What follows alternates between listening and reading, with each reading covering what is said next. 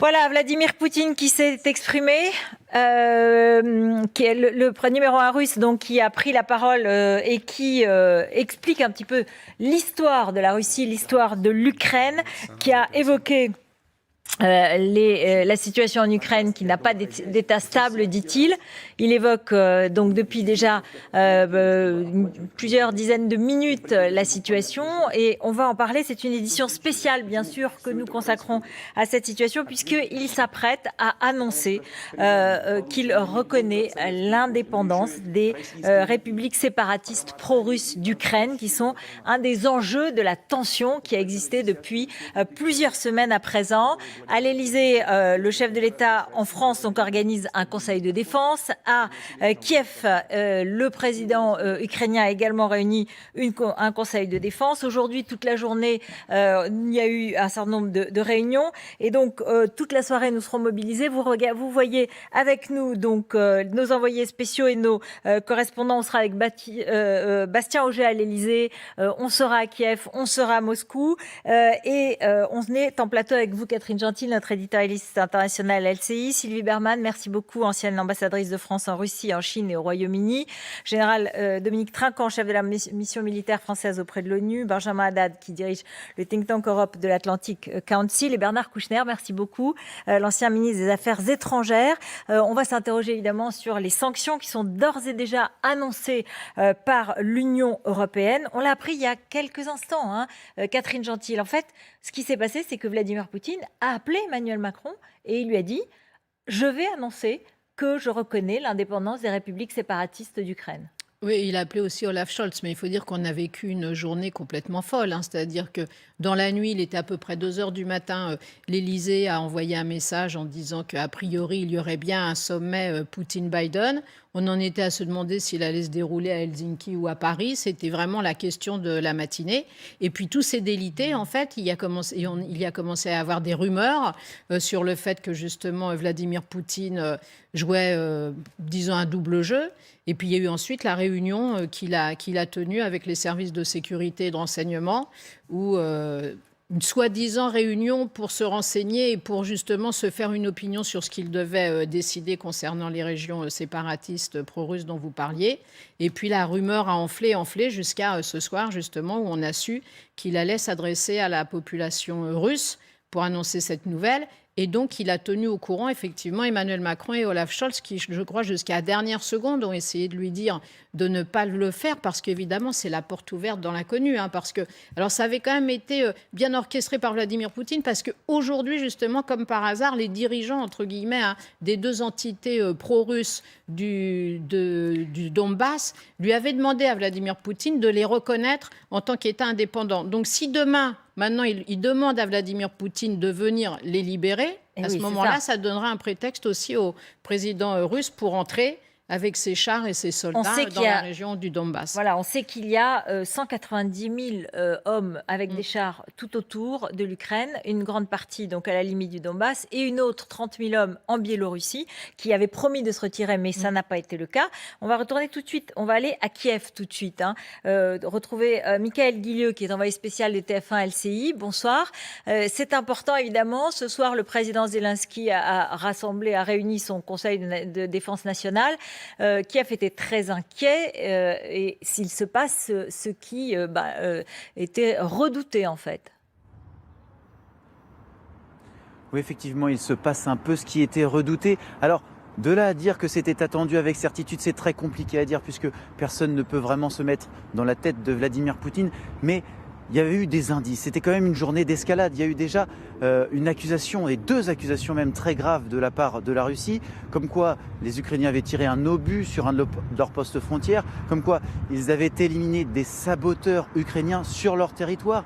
Donc ça, c'est des accusations très graves que tout de suite Kiev a nié. Ensuite, il y a eu un nouveau palier franchi puisque les séparatistes pro-russes de Donetsk ont demandé officiellement une aide militaire et financière à la Russie. C'est un nouveau palier. Et puis, dans l'après-midi, il y a eu cette déclaration faite par Vladimir Poutine. Le processus de paix en Ukraine n'a aucun avenir. Donc, effectivement, quand on le regarde maintenant, à l'heure où je vous parle avec du recul, on se rend compte que tout était en place pour qu'à un moment donné, il fasse cette déclaration. Ensuite, c'est vrai que c'était dur, voire impossible de dire à quel moment exactement il allait le faire.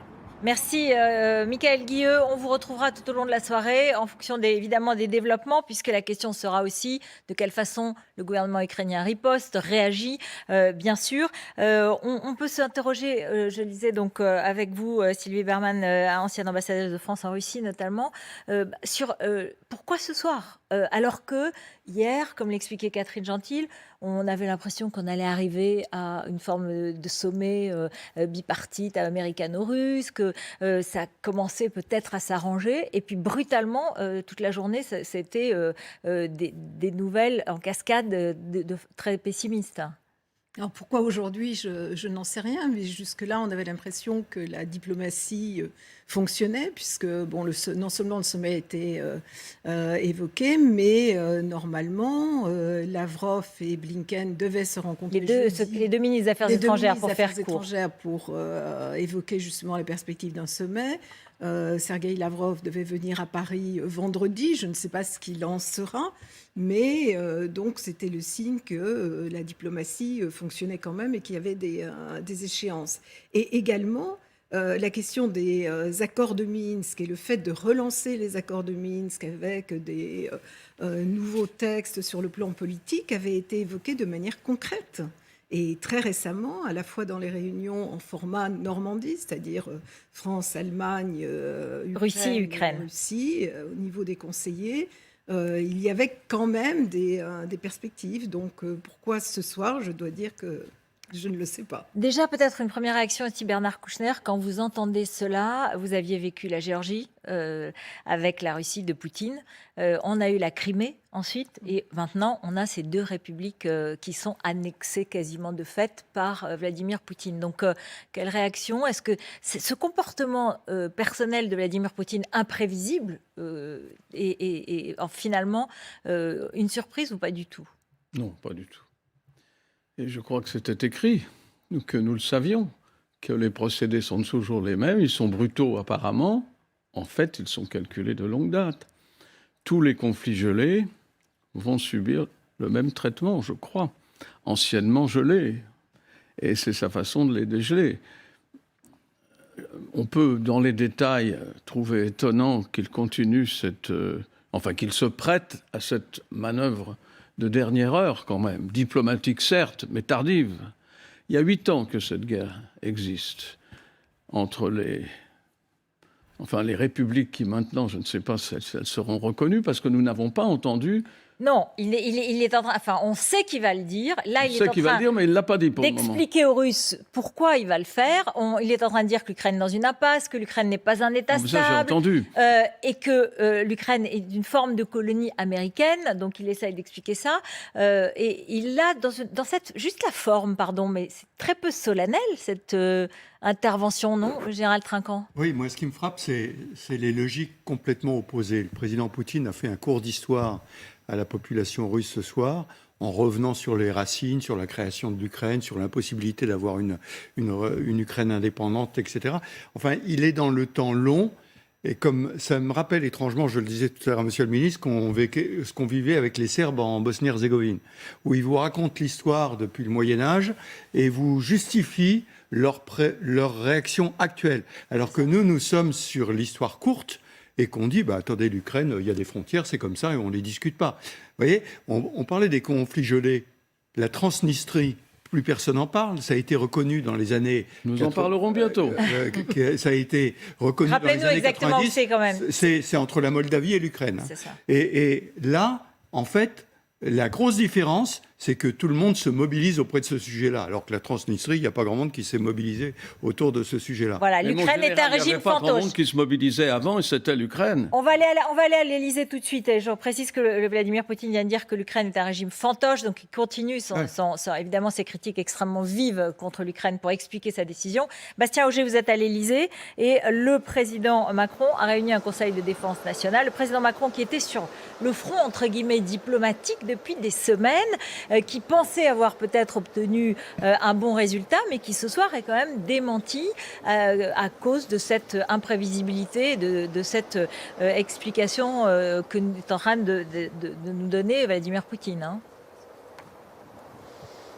Tout à fait. Donc depuis 19h, en effet, se tient ce Conseil de défense et de sécurité nationale qui nous a été annoncé en dernière minute. Donc Emmanuel Macron qui réunit les ministres concernés par ce dossier pour maintenant réfléchir aux options, en d'autres termes, aux éventuelles réponses, éventuelles sanctions à apporter si en effet la Russie venait, comme ça semble être le cas, à reconnaître les deux républiques séparatistes. Emmanuel Macron qui, avant ce Conseil de défense, s'est entretenu au téléphone une nouvelle fois avec Vladimir Poutine, avec le président ukrainien Volodymyr Zelensky et à plusieurs reprises aussi avec le chancelier allemand Olaf Scholz. Alors selon un communiqué du Kremlin, Emmanuel Macron, lors de cet échange avec Vladimir Poutine, aurait fait part de sa déception au président russe, une affirmation qui pour l'instant ne nous a pas été confirmée par l'Elysée. L'Elysée qui nous indique aussi qu'après ce Conseil de défense ce soir, Emmanuel Macron va avoir d'autres entretiens avec ses différents interlocuteurs. Mais c'est vrai, vous l'avez dit Ruth, que le ton a bien changé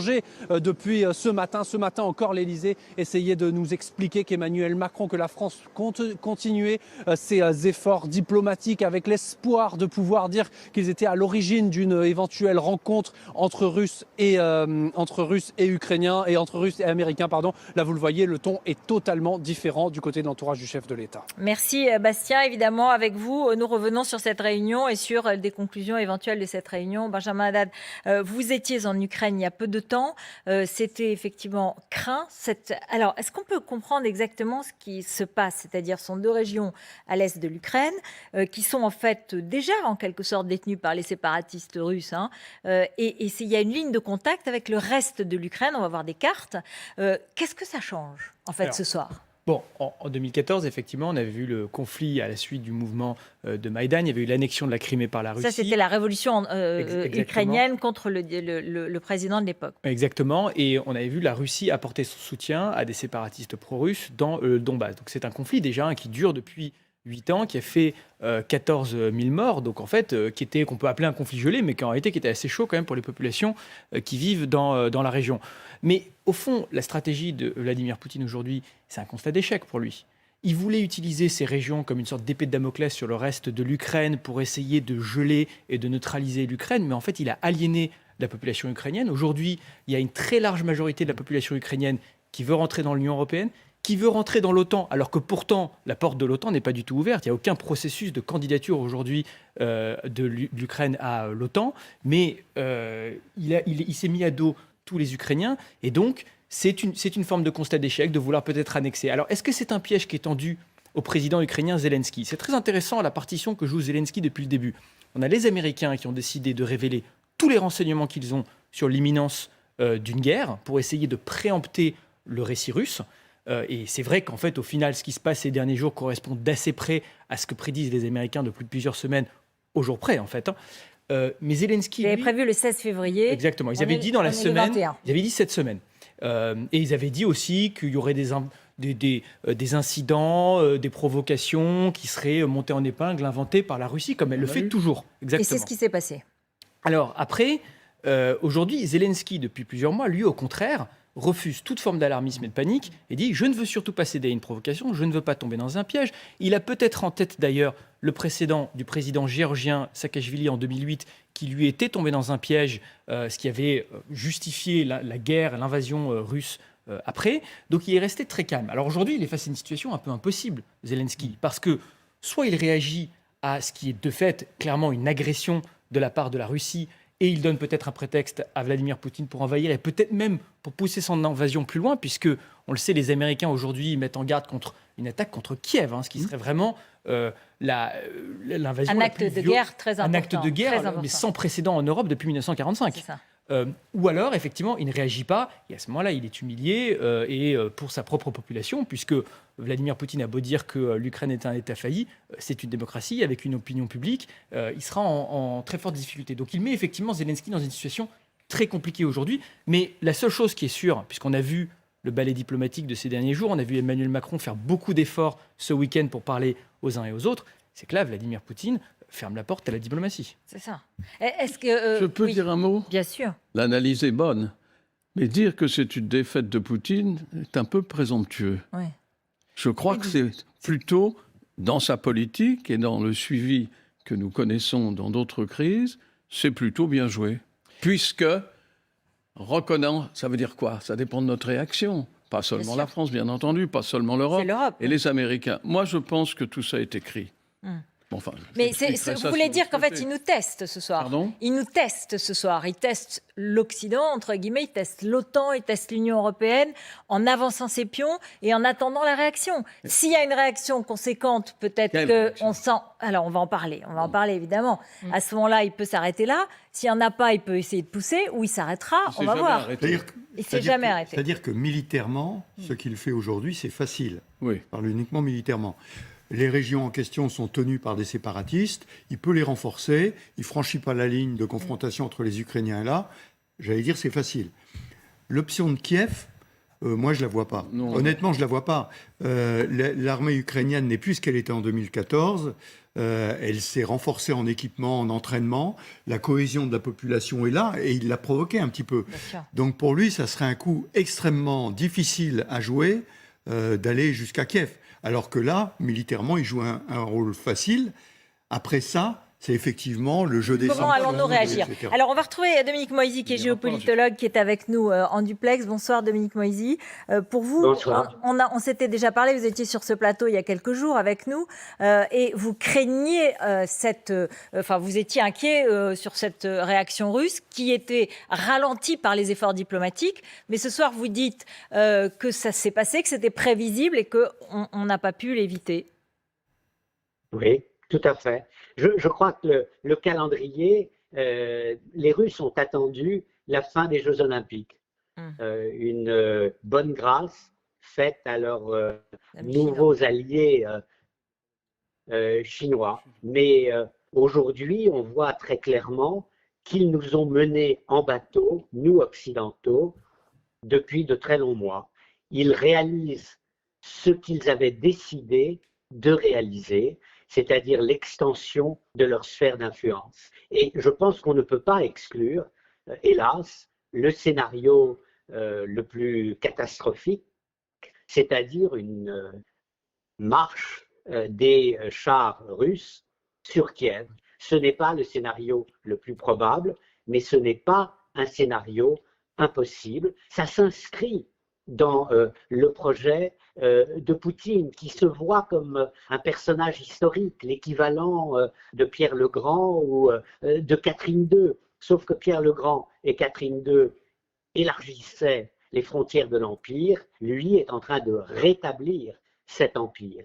Et donc, je crois qu'il y a ce mélange entre ambition impériale russe traditionnelle et tactique et stratégie soviétique. Il y a la stratégie du salami qui était appliquée par l'URSS. On découpe petit un territoire que l'on veut conquérir. Il y a cette célèbre formule des temps soviétiques qui consiste à dire ce qui est à moi, ce qui est à vous est négociable. Et il y a l'utilisation de cette formule de Kissinger qui consistait à dire la sécurité absolue d'un acteur signifie l'insécurité absolue de tous les autres acteurs. Eh bien, je crois qu'aujourd'hui, on a une vision très claire, en réalité, de ce que veut Poutine et de ce qu'il est prêt à faire. La diplomatie, hélas, n'a pas fonctionné et n'a sans doute pas fait gagner du temps, parce que Poutine a attendu, non pas pour nous faire plaisir à nous occidentaux, mais pour ne pas vexer les Chinois. Ah, voilà, donc l'explication du calendrier. Merci Dominique Moisy, on vous retrouvera tout à l'heure. Effectivement, on se demandait pourquoi aujourd'hui, pourquoi ce soir. On savait que les Jeux étaient un enjeu puisque maintenant l'alliance russo-chinoise s'est un peu affichée à ces Jeux olympiques justement.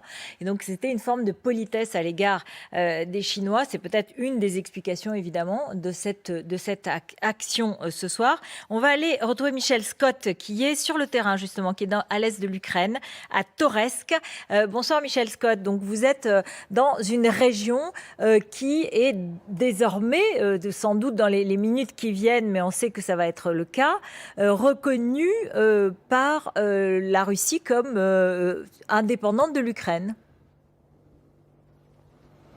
Alors, Ruth, pour être tout à fait précis, nous sommes dans la partie ukrainienne du Donbass. On n'est pas du côté séparatiste. Donc, on est à quelques kilomètres de la ligne de confrontation, de cette ligne de démarcation qui existe de facto depuis déjà pas mal d'années maintenant. Alors, on s'attend à quoi? On s'attend bien sûr à des célébrations de joie probablement, si elles ne sont pas populaires, au moins de la part des responsables de ces deux républiques autoproclamées que sont la République de Donetsk et celle de Louhansk, mais aussi à Gorlivka, qui est l'autre ville de cette entité séparatiste pro-russe. Et puis du côté de Kiev, eh bien, on ne sait pas à quoi s'attendre comme réaction, très honnêtement. Alors, si on se met à leur place, ça fait quand même la deuxième fois depuis 2014 que leur territoire est amputé. Il y a eu la Crimée, de facto, le territoire a été amputé par cette enclave qui avait fait sécession depuis 2014 également, mais cette fois-ci, si ça rentre dans les faits, c'est évidemment inacceptable pour Kiev. Alors on s'attend d'abord à une reprise des combats. C'est le cas déjà depuis quelques jours, depuis jeudi dernier, une intensification des hostilités sur cette ligne de front. Je ne vois pas comment ça ne pourrait pas être le cas.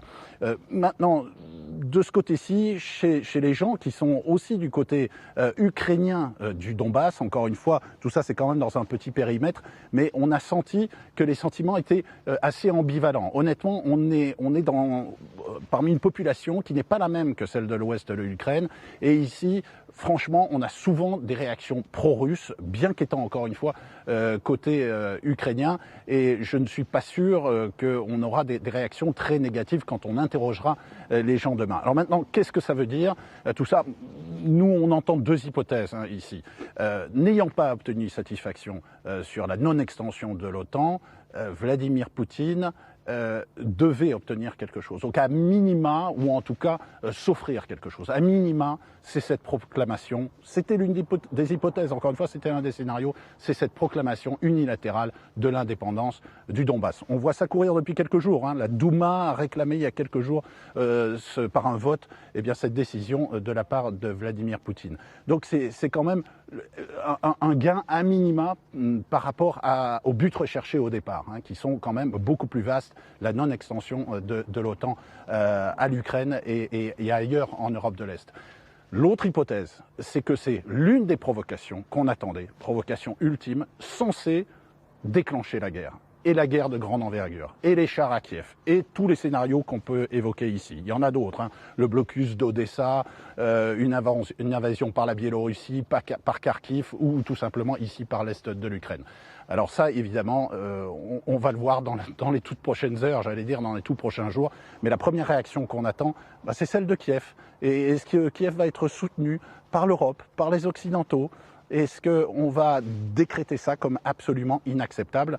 Parce que très honnêtement, en termes de relations internationales, non pas annexion, attention, il n'y a pas de lien, encore une fois, territorial, il n'y a pas d'annexion du Donbass comme ça a été le cas avec la Crimée en 2014, mais enfin quand même, cette décision unilatérale est évidemment inacceptable du point de vue de la communauté internationale.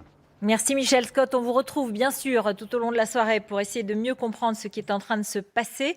Qu'est-ce que fait en ce moment même Vladimir Poutine, Sylvie Bermann, ancien ambassadeur à Moscou? Il explique aux Russes pourquoi il reconnaît ces républiques, parce que ils ne sont pas convaincus? Non, je pense qu'ils ne sont pas convaincus. Il y a eu un sondage qui a été établi par le centre Levada qui montrait que les Russes étaient hostiles à la guerre en Ukraine. Ils se sont réjouis en fait de l'annexion de la Crimée qu'ils considéraient comme totalement russe. La difficulté aujourd'hui en Russie, c'est que presque la moitié de l'armée est d'origine ukrainienne et également un certain nombre de politiques et beaucoup de familles également sont originaires d'Ukraine. Donc ça risque d'être une guerre très impopulaire. Et si c'est une guerre avec des morts, on retrouvera ce qu'on a eu au moment de la guerre d'Afghanistan avec des mères de soldats et ça sera intolérable. L'intervention en Syrie n'était pas du tout intolérable, ce n'était pas un problème. Puis encore une fois, la Crimée a été annexée sans effusion de sang. Donc là, s'il y a vraiment une guerre totale, entre guillemets, c'est-à-dire s'ils vont à Kiev, ça sera très impopulaire. Maintenant, si c'est le Donbass, personne ne se battra pour le Donbass. Simplement, la communauté internationale ne peut pas ne pas réagir. Il y a eu des accords internationaux, les accords de Minsk, qui ont été d'ailleurs avalisés par une résolution du Conseil de sécurité. Et là, c'est effectivement une rupture unilatérale qui est très choquante. Général Trinquant. Oui, c'est pour ça que je pense que la prise de gage, comme on dit à minima, sur les régions qui sont déjà des régions autonomes, n'est pas un grand risque pour Vladimir Poutine. Et l'Ukraine, j'allais dire, il peut lui faire la guerre avec d'autres moyens.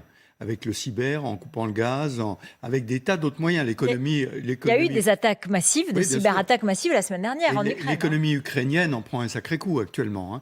Et beaucoup d'Ukrainiens, en fait, partent en Pologne pour travailler, les Polonais étant même eux-mêmes partis pour l'Ouest européen.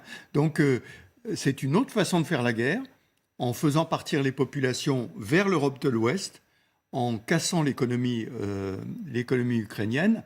Il n'y a pas besoin d'envoyer des chars à Kiev pour ça. Il peut le faire avec d'autres moyens. Parce qu'effectivement, s'il envoyait des chars, il n'y a pas de doute que les divisions blindées russes peuvent aller jusqu'à Kiev. Le problème, c'est après. Là, ça devient très compliqué. En force d'après.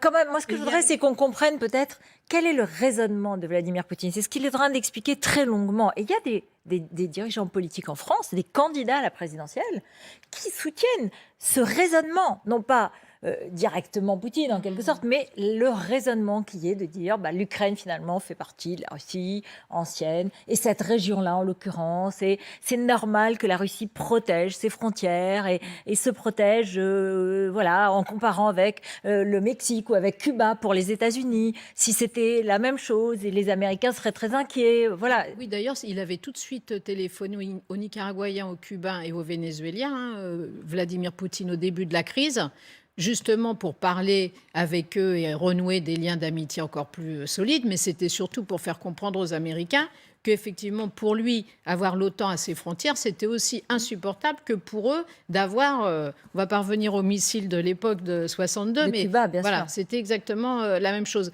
Donc là, il a tout un récit historique pour légitimer, évidemment, à ses yeux, la reconnaissance qu'il va annoncer des deux régions séparatistes. Mais c'est vrai que pour lui, finalement, le prix n'est pas très élevé. C'est-à-dire qu'en plus, ce qu'il faut savoir quand même, c'est que ça fait 2 ans quasiment qu'il est complètement isolé, Vladimir Poutine. Il n'est pas ressorti de son pays, il avait très peu de liens, etc. Donc il a eu tout le temps de ruminer sur l'Ukraine et sur tout le reste. Il sait que de toute façon, effectivement, personne n'ira mourir pour le Donbass. Joe Biden a quand même commis une erreur au tout début en disant mais de toute façon jamais on enverra un militaire américain mourir là-bas, justement. Alors évidemment ça va sans dire, mais sauf que ça aurait été mieux qu'ils ne le disent pas, justement, parce que ça a tout de suite décrédibilisé une action quelconque, même si effectivement personne ne veut évidemment de la Troisième Guerre mondiale.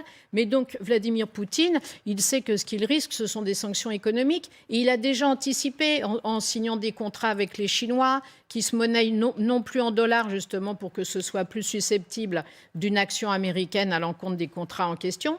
Donc évidemment que la Russie va souffrir des sanctions, mais ce sera supportable. Et puis lui, vis-à-vis de son opinion publique, c'est ce que disait Sylvie Berman aussi, c'est-à-dire qu'il n'est pas question qu'il aille jusqu'à Kiev, parce qu'effectivement, les Ukrainiens et les Russes sont quand même une population très mêlée. Dans l'entourage de Vladimir Poutine, il y a énormément de ses plus proches conseillers qui sont d'origine ukrainienne. En revanche, apparaître comme le héros qui va défendre les russophones, à qui tout le monde fait beaucoup de mal depuis 2014, il redore son blason.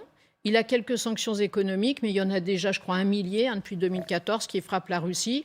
Ça l'a non seulement pas fait changer d'attitude, mais au contraire, ce soir, on a l'impression que ça l'a renforcé dans ce qu'il est, quoi. Benjamin Haddad. Il faut quand même dire, l'histoire ne donne pas un droit de conquête. Ouais. Et là, la lecture de propagande qu'on entend de Vladimir Poutine, elle est quand même très parcellaire.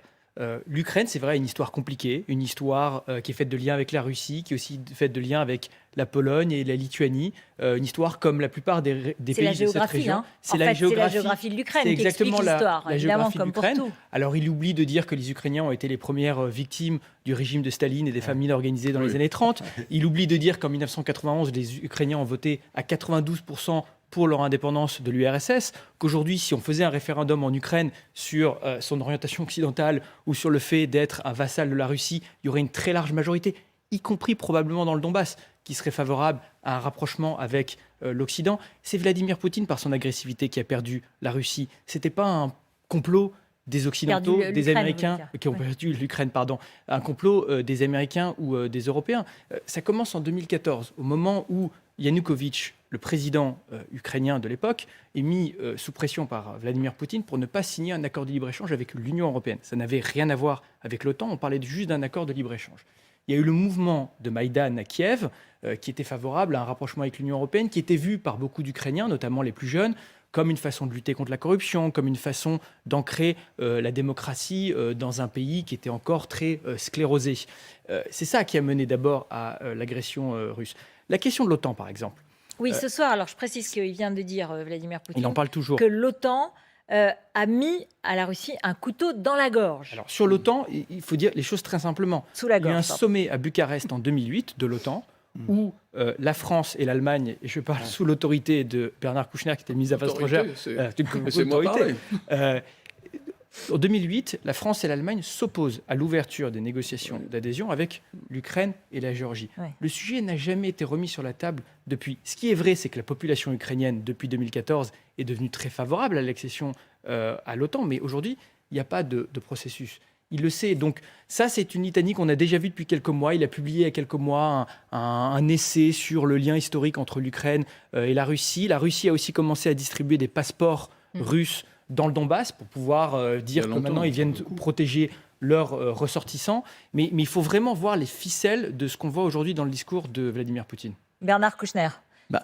Je veux dire, alors voilà, on voit en direct, il est en train de signer toute l'histoire. Alors, Bernard Kouchner, il est en train de signer. Poutine maintenant. Vladimir Poutine est en train de signer face aux caméras la reconnaissance des républiques. Qu'est-ce qui va se passer ? Vous avez tout à fait raison, historiquement, vous êtes dans le vrai. Mais qu'est-ce qui va se passer ? Ça, c'est important, pour nous en particulier. Moi, je constate que l'Europe a agi sous l'excellente initiative du président français, mais l'Europe elle-même, on ne l'a pas beaucoup entendue. Et ça, c'est très grave. Ça me fait penser qu'il n'y aura pas beaucoup de réactions dehors des sanctions. On sait tous que maintenant, on peut déclencher des sanctions supplémentaires. Mais du point de vue de la stratégie, et donc d'un point de vue militaire, je pense que c'est partiellement gagné. Et ça veut dire que c'est partiellement perdu pour nous.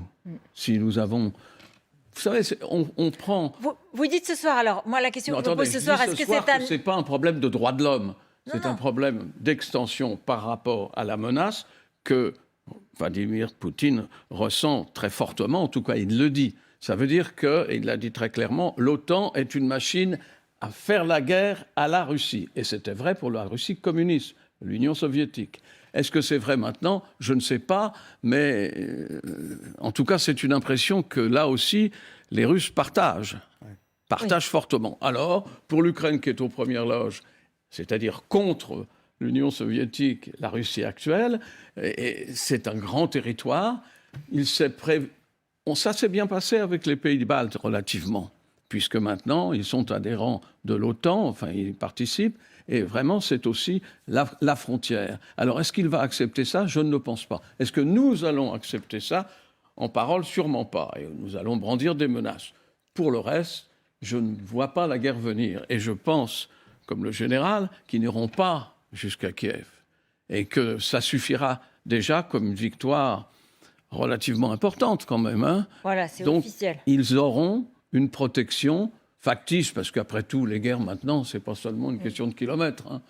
Voilà, donc c'est officiel, il vient de reconnaître l'indépendance des séparatistes pro-russes en Ukraine. On attendait cette Il suit sa phrase. trajectoire. Voilà, il suit sa trajectoire et il est donc en train de faire signer cette reconnaissance par ses ministres ou ses représentants autour de lui. Ce qui est intéressant, c'est de voir aussi l'autre côté. C'est-à-dire que, on le disait, les Ukrainiens plus soudés, mais l'OTAN.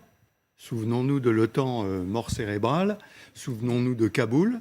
Et Oui. je le dis souvent aux Russes maintenant, l'OTAN doit dire merci, monsieur le président Poutine, parce que l'OTAN se retrouve une raison d'être, une justification. Il y a d'autres points de friction dont on ne parle pas. Personne, si on avait une carte, l'enclave de Kaliningrad, Oui. extrêmement intéressant. Elle est complètement enclavée dans l'Union européenne. Et je veux dire que... Mais on va pas non, faire mais on va pas faire ça. Mais vous voyez, dans le rapport on va de parler force, justement, oui, il y a un déséquilibre évident. On va parler des conséquences pour l'Europe, des conséquences aussi et de quelle façon on peut réagir ou L'OTAN ne montrer fera rien notre sans le réaction. président Biden. Oui, bien sûr. Et de quelle façon il s'est passé. Bon, on a été ressoudés par cette épreuve malgré tout en tant qu'Européens et à l'intérieur de l'OTAN, mais apparemment ça n'a pas suffi. Qu'est-ce qui peut se passer maintenant? Est-ce que tout le monde se divise de nouveau ou est-ce qu'on peut considérer que c'est un échec ou une réussite ou bien un demi-échec pour Emmanuel Macron qui s'est beaucoup engagé sur cette question quand C'est pas même? un échec du tout, il a bien fait d'y aller. Il a fait tout ce qu'il a pu et encore une fois, l'Europe ne s'est pas beaucoup manifestée en soutien. Et c'est peut-être plutôt la fin de la naïveté, un électrochoc pour les Européens. Oui.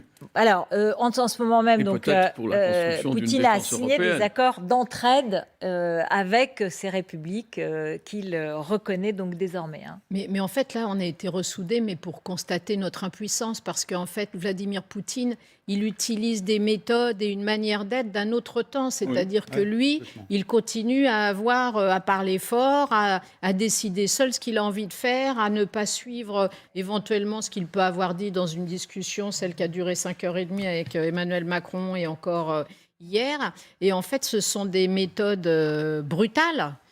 Qui ne sont plus celles de l'Occident, enfin en tout cas plus à ce niveau-là. Et donc effectivement, que peut faire l'Occident et l'OTAN et l'Union européenne à partir du moment où tout le monde est mis devant le fait accompli, c'est-à-dire qu'on sentait les choses venir, mais et so what, comme diraient effectivement les Américains, et maintenant il reconnaît l'indépendance des deux régions pro-russes.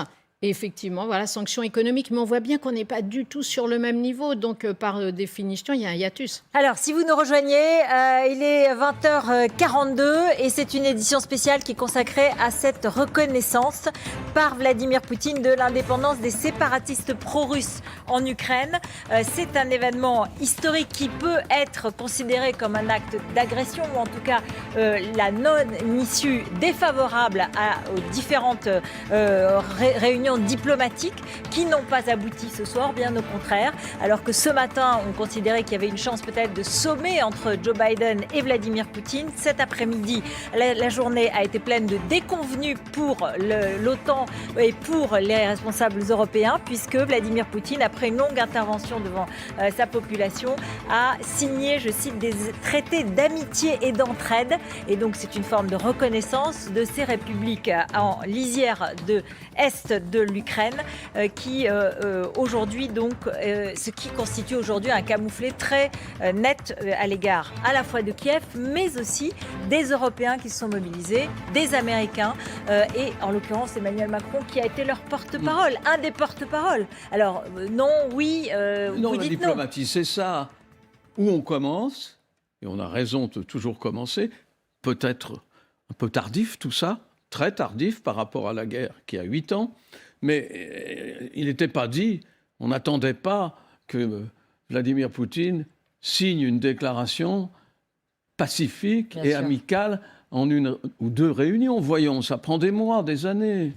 Alors, on va être en direct de plusieurs endroits, bien sûr. On va aller à Kiev, on va aller en Russie, du côté ukrainien, on va aller du côté de ces républiques séparatistes. On est à Paris, puisque le président Macron a réuni un conseil de défense et de sécurité nationale qui est en ce moment même à l'Élysée en train de se réunir.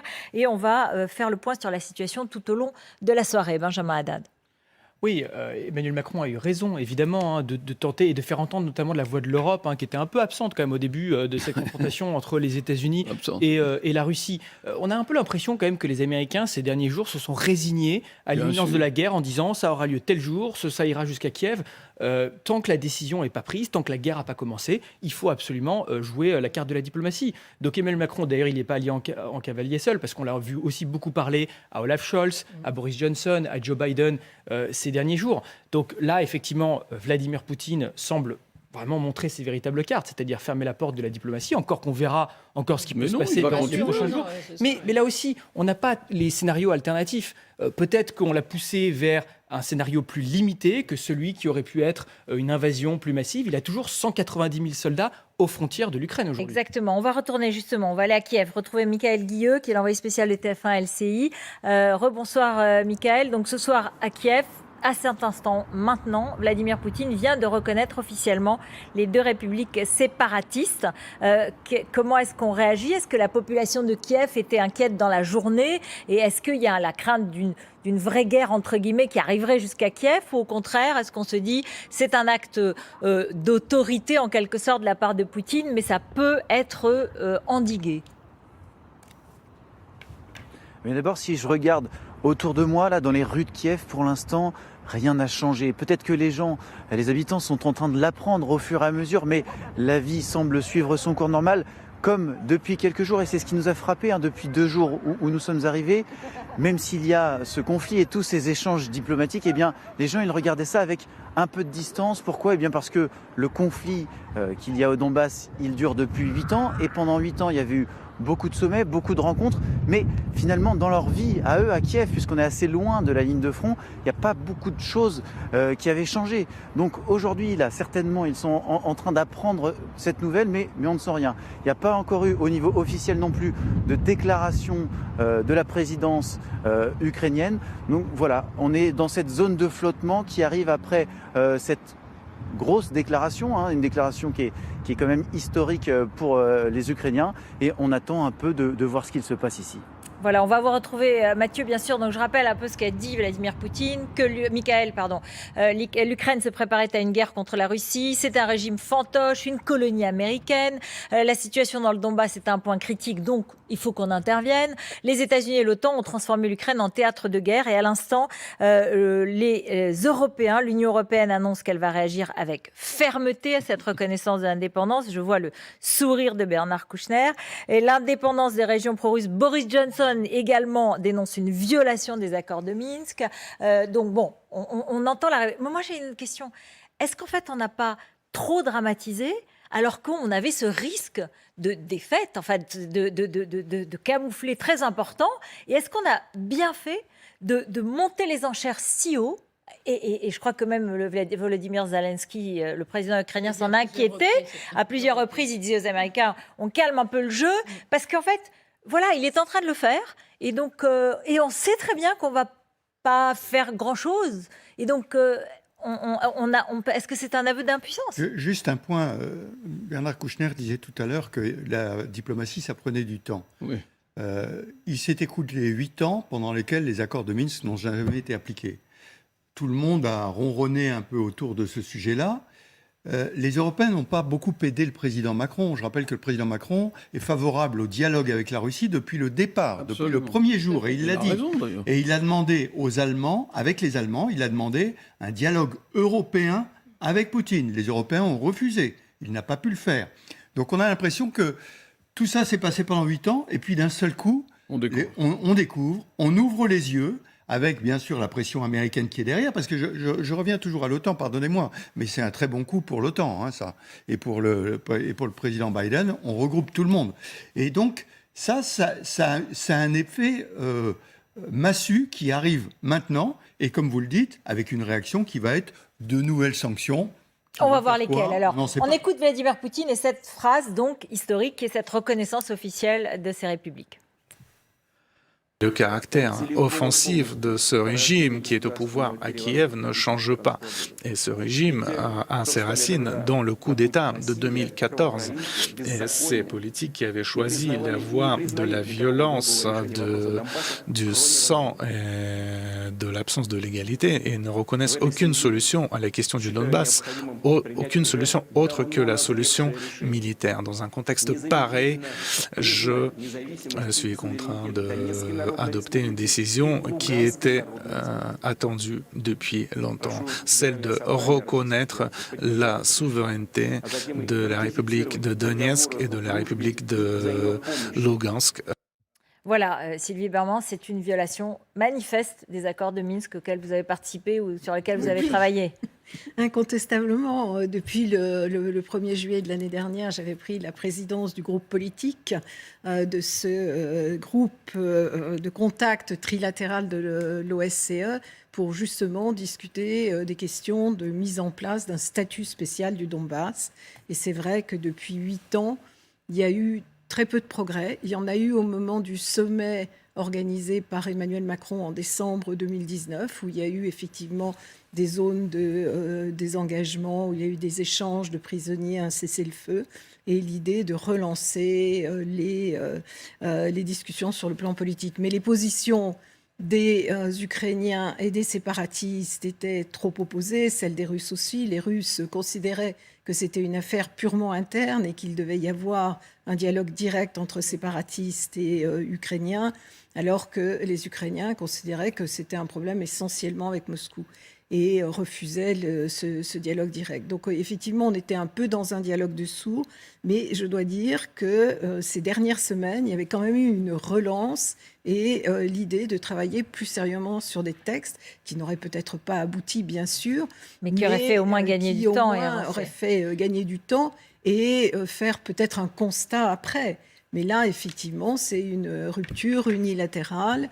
Et donc, encore une fois, Vladimir Poutine aura peut-être gagné le Donbass. Ça sera sans doute finalement un conflit gelé, comme il y en a dans les autres ex-républiques de l'Union soviétique. Mais il aura clairement perdu l'Ukraine et perdu quand même la communauté internationale. Parce que ce qu'il cherchait, c'était ce dialogue avec les Américains. Et grâce à cette manœuvre d'intimidation, il avait obtenu cette attention et ce dialogue avec les Américains et avec les Européens. Et maintenant, il va pencher du côté de la Chine et il faut lire absolument la déclaration commune entre la Chine et la Russie. Et on se retrouve dans une forme de nouvelle guerre froide. Nouvelle guerre froide, d'un côté les Russes et les Chinois, et de l'autre côté nous avec les Américains, même si on voulait ou on aurait voulu garder une forme d'indépendance. Juste un mot pour dire que Poutine intime à l'Ukraine de cesser les opérations militaires. Donc c'est toujours sa façon de retourner le conflit et de dire, de porter la responsabilité sur les Ukrainiens. Il est toujours comme ça. Nous avons évoqué ce qui s'était passé en Géorgie.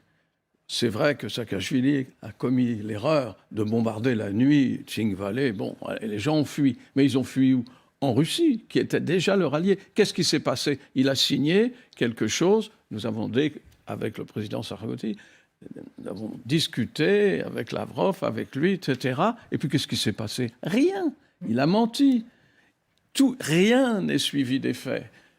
C'est la même chose. Il refait le même scénario qui, je crois, va entraîner les mêmes conséquences, c'est-à-dire renforcement des sanctions, sûrement, pas d'unité européenne en quoi que ce soit, pas plus qu'il n'y en avait. Oui, vous avez raison pour l'Angleterre, vous avez raison pour l'Allemagne. Nous sommes parlés. Et Johnson a été, ça l'arrangeait bien, lui, par sa situation intérieure. Mais enfin, va-t-on faire la guerre contre la Russie? Non. Va-t-on menacer? Oui. Va-t-on... Mais d'ailleurs, c'est bien, on ne va pas choisir de faire la guerre. Bien sûr.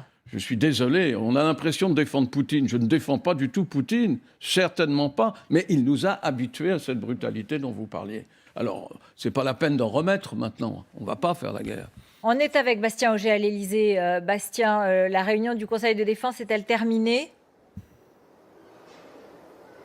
Écoutez, l'Élysée n'a pas communiqué en ce sens, en tout cas au sujet de cette réunion du Conseil de défense qui a commencé à 19h, avant même d'ailleurs que Vladimir Poutine annonce donc sa décision de reconnaître les républiques séparatistes. On imagine donc que Emmanuel Macron, ses ministres présents à ce Conseil de défense, ont regardé en direct cette intervention du président Poutine et désormais se penchent aux réponses à apporter à cette annonce. On est dans une tonalité qui est totalement différente de ce qui se passait encore ces derniers jours, même ces dernières heures, jusqu'à hier soir tard. Emmanuel Macron multipliait les coups de téléphone à Vladimir Poutine et à Joe Biden avec l'espoir d'obtenir une désescalade, l'espoir d'obtenir une rencontre au plus haut sommet entre Joe Biden et Vladimir Poutine, avec l'espoir aussi d'obtenir un cessez-le-feu. Vous le voyez, ces efforts diplomatiques, pour l'instant, à l'heure où l'on se parle, semblent vains. Merci beaucoup Bastien Auger depuis l'Élysée où donc s'est déroulé ce Conseil de défense et de sécurité. Est-ce que, vous l'expliquiez il y a un instant, en fait il a toujours la même stratégie, oui. Il a toujours une forme de double jeu permanent, oui. Avec des justifications historiques, avec un regard, une forme de légitimation de ses opérations au nom d'une forme de la Grande Russie, de la Russie même de Pierre le Grand, pas seulement de l'URSS. Et de Catherine II. Et donc, voilà. Mais à l'arrivée, même si on a parlé des heures où on l'a écouté, parce qu'Emmanuel Macron, c'est pendant 5 heures qu'il l'a écouté, comme ce soir, quand il parlait, eh bien, le résultat, c'est qu'il a fait ce qu'il a voulu. Oui, le président Poutine expliquait l'histoire aux Russes. On devrait revoir notre histoire.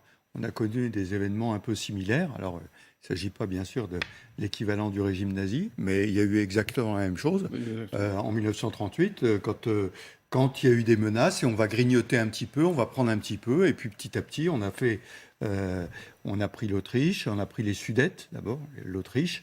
Voilà, il y a du grignotage. Et on a fait le pacte germano-soviétique. Voilà, alors je lisais un article ce matin qui était intéressant, qui disait que nous n'aurons pas de Churchill pour cette époque. Voilà. Mais c'est pas aussi dramatique que ça, mais quand même, la méthode est un peu similaire. La méthode est un peu similaire. Ou dans le sens contraire.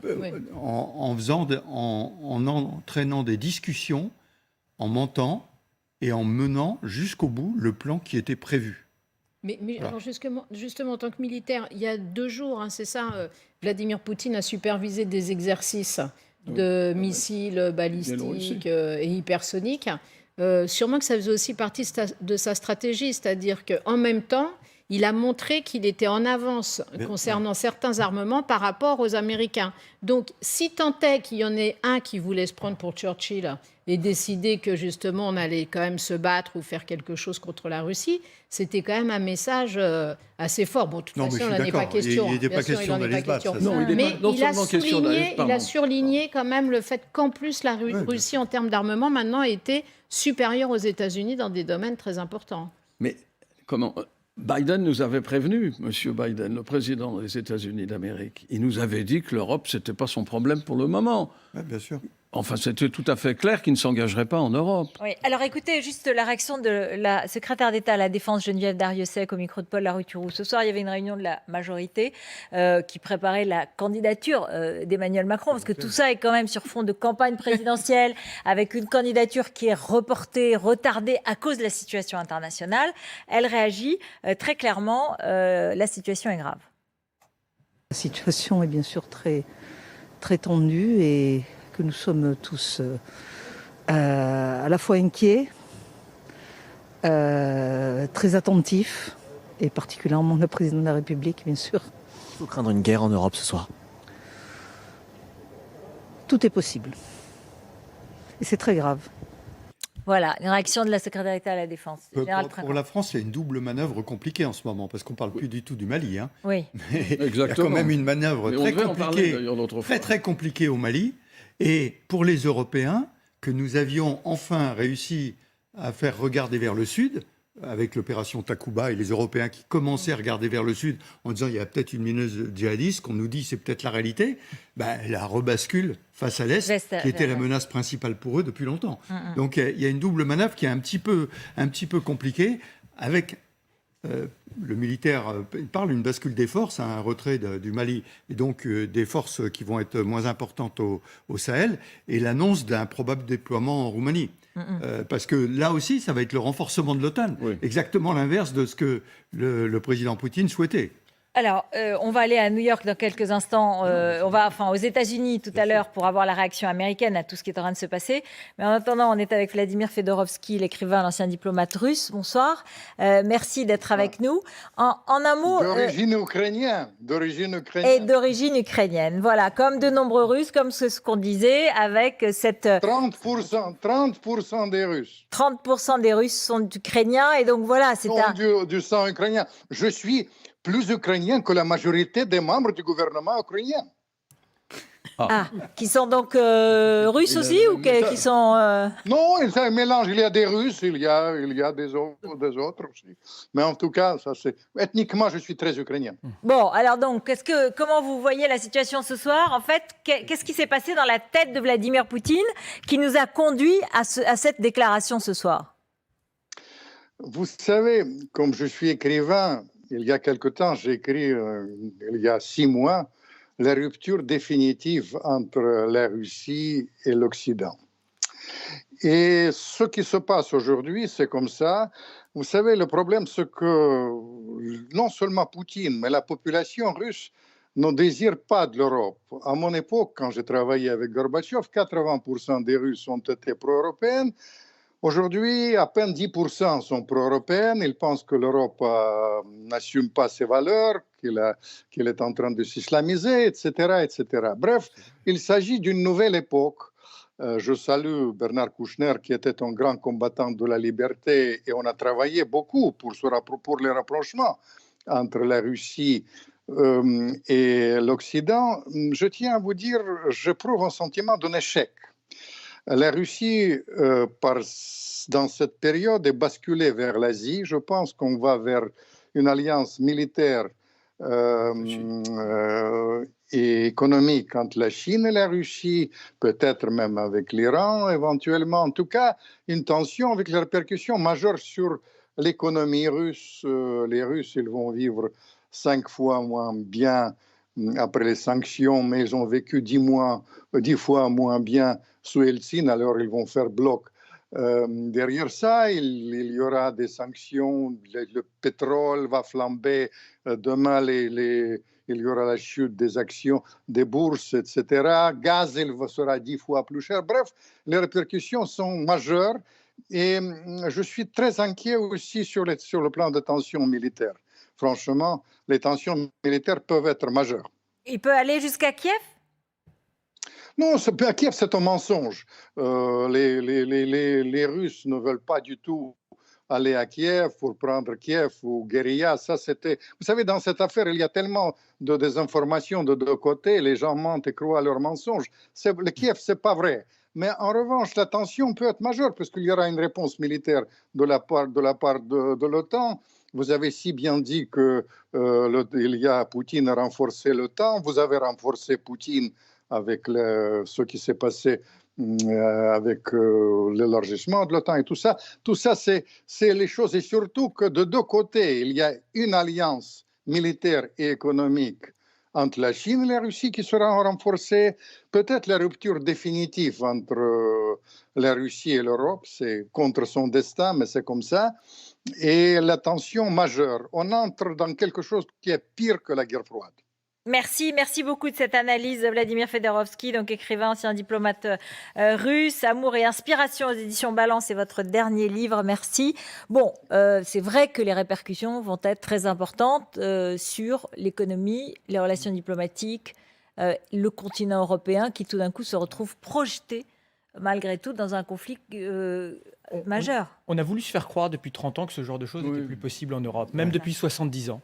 Et en fait, c'est une forme de retour du tragique qu'on voit aujourd'hui sur le continent européen. Alors, on a été un peu dans le déni, puisqu'on l'a rappelé, il y a eu 2008 avec la Géorgie, il y a eu déjà 2014 dans le Donbass, on a eu les Balkans, évidemment, dans les années 1990, c'est plus proche de chez nous que l'Ukraine, mais on a voulu se faire croire que c'était des petits événements ethniques, sporadiques, des rappels au passé. Je me rappelle, en 2014, John Kerry, qui était à l'époque le secrétaire d'État américain, disait souvent Vladimir Poutine, c'est un homme du 19e siècle. C'était une façon de dire, au fond, qu'il était contre le sens de l'histoire et que nous, on n'avait pas besoin de surréagir parce qu'on était de toute façon du bon côté du sens de l'histoire. Mais Vladimir Poutine, c'est pas un homme du 19e siècle, c'est profondément un homme du 21e siècle. C'est un homme qui a une panoplie d'instruments, depuis les mercenaires de Wagner, aux cyberattaques. C'est la milice qui est au Mali et en Afrique en ce moment et qui est payée par les Russes. Aux instruments de propagande et de désinformation, aux formes d'ingérence dans nos démocraties, comme on l'a vu en 2016 aux États-Unis ou en 2017 en France. Il faut que ce soit un vrai réveil pour nous. Il y a la question à court terme de ce qui est en train de se passer en ce moment, mais il y a la question à plus long terme du réarmement stratégique de l'Europe, de la façon dont on va assumer notre souveraineté déjà sur le plan énergétique, puisqu'évidemment, on voit que les Russes vont utiliser le levier énergétique à des fins d'influence politique. Donc nous, il faut qu'on investisse vraiment dans notre autonomie là-dessus, et évidemment dans la défense. Il y a l'OTAN, mais regardez la réaction de l'OTAN. Les États-Unis envoient quelques milliers de troupes, 3 000, 4 000, en Pologne, dans les États baltes, en Roumanie, pour réassurer, pour dire il y a une vraie différence entre l'Ukraine qui n'est pas dans l'OTAN et le reste de l'OTAN. Mais Bernard Kouchner l'a dit, le mouvement de long terme, c'est les Américains qui sont en train de pivoter hors d'Europe vers l'Asie et qui sont rappelés contre leur gré dans cette crise qui est assez embarrassante pour Joe Biden. Il n'en voulait pas. C'est Poutine qui le rappelle en Europe. Mais le mouvement de long terme, ça va quand même être la solitude stratégique des Européens face à un environnement du Sud à l'Est qui est de plus en plus instable et dangereux. Et ça, il faut vraiment qu'on l'ait en tête. Alors, le président ukrainien vient de parler en disant qu'il a discuté de la reconnaissance russe des séparatistes avec Joe Biden directement. Donc, voilà, il y a cette relation qui est directe entre les États-Unis et l'Ukraine et qui font le point. Donc, Juste un point sur le réarmement qui vient d'être abordé. Vladimir Poutine a mis 20 ans pour remonter l'armée russe. Dans les années 2000, elle s'était écroulée. Souvenons-nous de l'incident du Koursk qui a été un électrochoc pour Poutine. Il a mis 20 ans à remonter. Pendant ce temps-là, les Européens ont désarmé pendant 15 ans. Aujourd'hui, je parle pour la France, on a une loi de programmation qui est une loi de programmation de réparation. Et ensuite, on doit passer à une modernisation. Et le chef d'état-major des armées parle beaucoup de la guerre de haute intensité. La guerre de haute intensité, c'est précisément face à ce type d'action. Donc je pense que les Européens sont en train de se réveiller, mais que ça va prendre du temps. Le temps de remonter aujourd'hui les armées en Europe, il n'y en a pas beaucoup qui ont des capacités pour pouvoir lutter seuls. C'est pour ça qu'elles se regroupent au sein de l'OTAN. Parce que sans les Américains, on n'est pas à la hauteur des Russes, c'est clair. Donc, je pense que ce mouvement de réarmement, c'est pour ça que je parlais de la fin de la naïveté et de l'électrochoc, c'est maintenant. Mais les effets vont prendre du temps. Bien sûr. Alors, on va aller à Donetsk, où se trouve notre envoyée spéciale Lizron Boudoul, envoyée spéciale TF1 LCI. Elle était dans les rues et elle nous racontait les premières réactions ou non-réactions, justement, à la reconnaissance par Vladimir Poutine. Il n'y a pas de réaction dans les rues de Donetsk. Pour tout vous dire, il n'y a personne dans les rues parce que c'est le couvre-feu en ce moment, comme tous les soirs, et qu'il est très très respecté ici. Non, c'est plutôt une atmosphère de tension que l'on ressent ici, puisque depuis ce matin, eh bien, les échanges de tirs d'artillerie à l'arme lourde ont repris. Donc les habitants sont très très inquiets. Ils se demandent ce qu'il va se passer dans les heures qui viennent, dans les jours qui viennent. Et pour tout vous dire, avec mon caméraman Gilles Parot, nous étions en tournage il y a encore une demi-heure et nous avons croisé une colonne de blindés et de chars qui se dirigeaient vers la ligne de front. En fait, les séparatistes, eux, nous disent craindre une attaque, une action militaire des forces ukrainiennes. Merci Lizron Boudoul, donc avec Gilles Parot. Est-ce que les Ukrainiens sont dans un état d'esprit de riposte? Parce que jusqu'à présent, on a eu l'impression qu'ils voulaient contenir les choses pour ne pas qu'il y ait justement cette escalade que vous avez vécue avec la Géorgie, où Saakashvili avait riposté, et donc un peu il y avait eu une forme d'enchaînement. Là, on voit Zelensky essayer de garder son sang-froid, et les Européens lui ont reconnu cette qualité à plusieurs reprises. Oui, mais moi j'allais souvent en Ukraine. Depuis 8 ans, la guerre continue, il y a 15 000 morts, et finalement il n'y avait pas de réaction populaire, de démonstration, etc. Kiev vivait normalement, et je crois que ça continue. Est-ce à dire que les Ukrainiens se sépareront facilement des deux républiques? Je le crois, mais je n'en sais rien du tout. Et je pense qu'on n'a pas étudié suffisamment, comme ça a été dit ici, la stratégie poutinienne. C'est toujours comme ça. enfin, dans les crises internationales. Il y a aussi à l'intérieur des problèmes que l'on ne considère pas suffisamment. Mais c'est un immense pays, et qu'ils disent que l'OTAN était destinée à lui faire la guerre, c'est pas faux. Ouais. C'était une autre période, et c'était le communisme, et c'était Staline, et c'était tout ça. Bon, c'est plus pareil, mais nous n'avons pas vraiment réagi à ces 8 ans de guerre qui étaient dans cette Ukraine dont nous parlons. Pourquoi n'avons-nous pas réagi? Parce que finalement, ça n'intéresse personne. Ça n'intéresse pas les gens de savoir s'ils veulent défendre ou non l'Ukraine. Ils ne veulent pas le défendre. Ils disent qu'il faut lutter contre Poutine. Mais ça n'est pas vrai. Ce n'est pas profondément une réaction populaire. Pas du tout. Mais là c'est vrai qu'on se retrouve dans un conflit qui est tout près de chez nous, qu'on a essayé de contenir. Mais du coup, voilà, on a l'Union européenne qui annonce ce soir qu'elle va réagir avec fermeté. On va avoir un certain nombre de sanctions économiques. On va y revenir. Elles vont être sur l'énergie. Est-ce que les Allemands, par exemple, vont renoncer au gazoduc?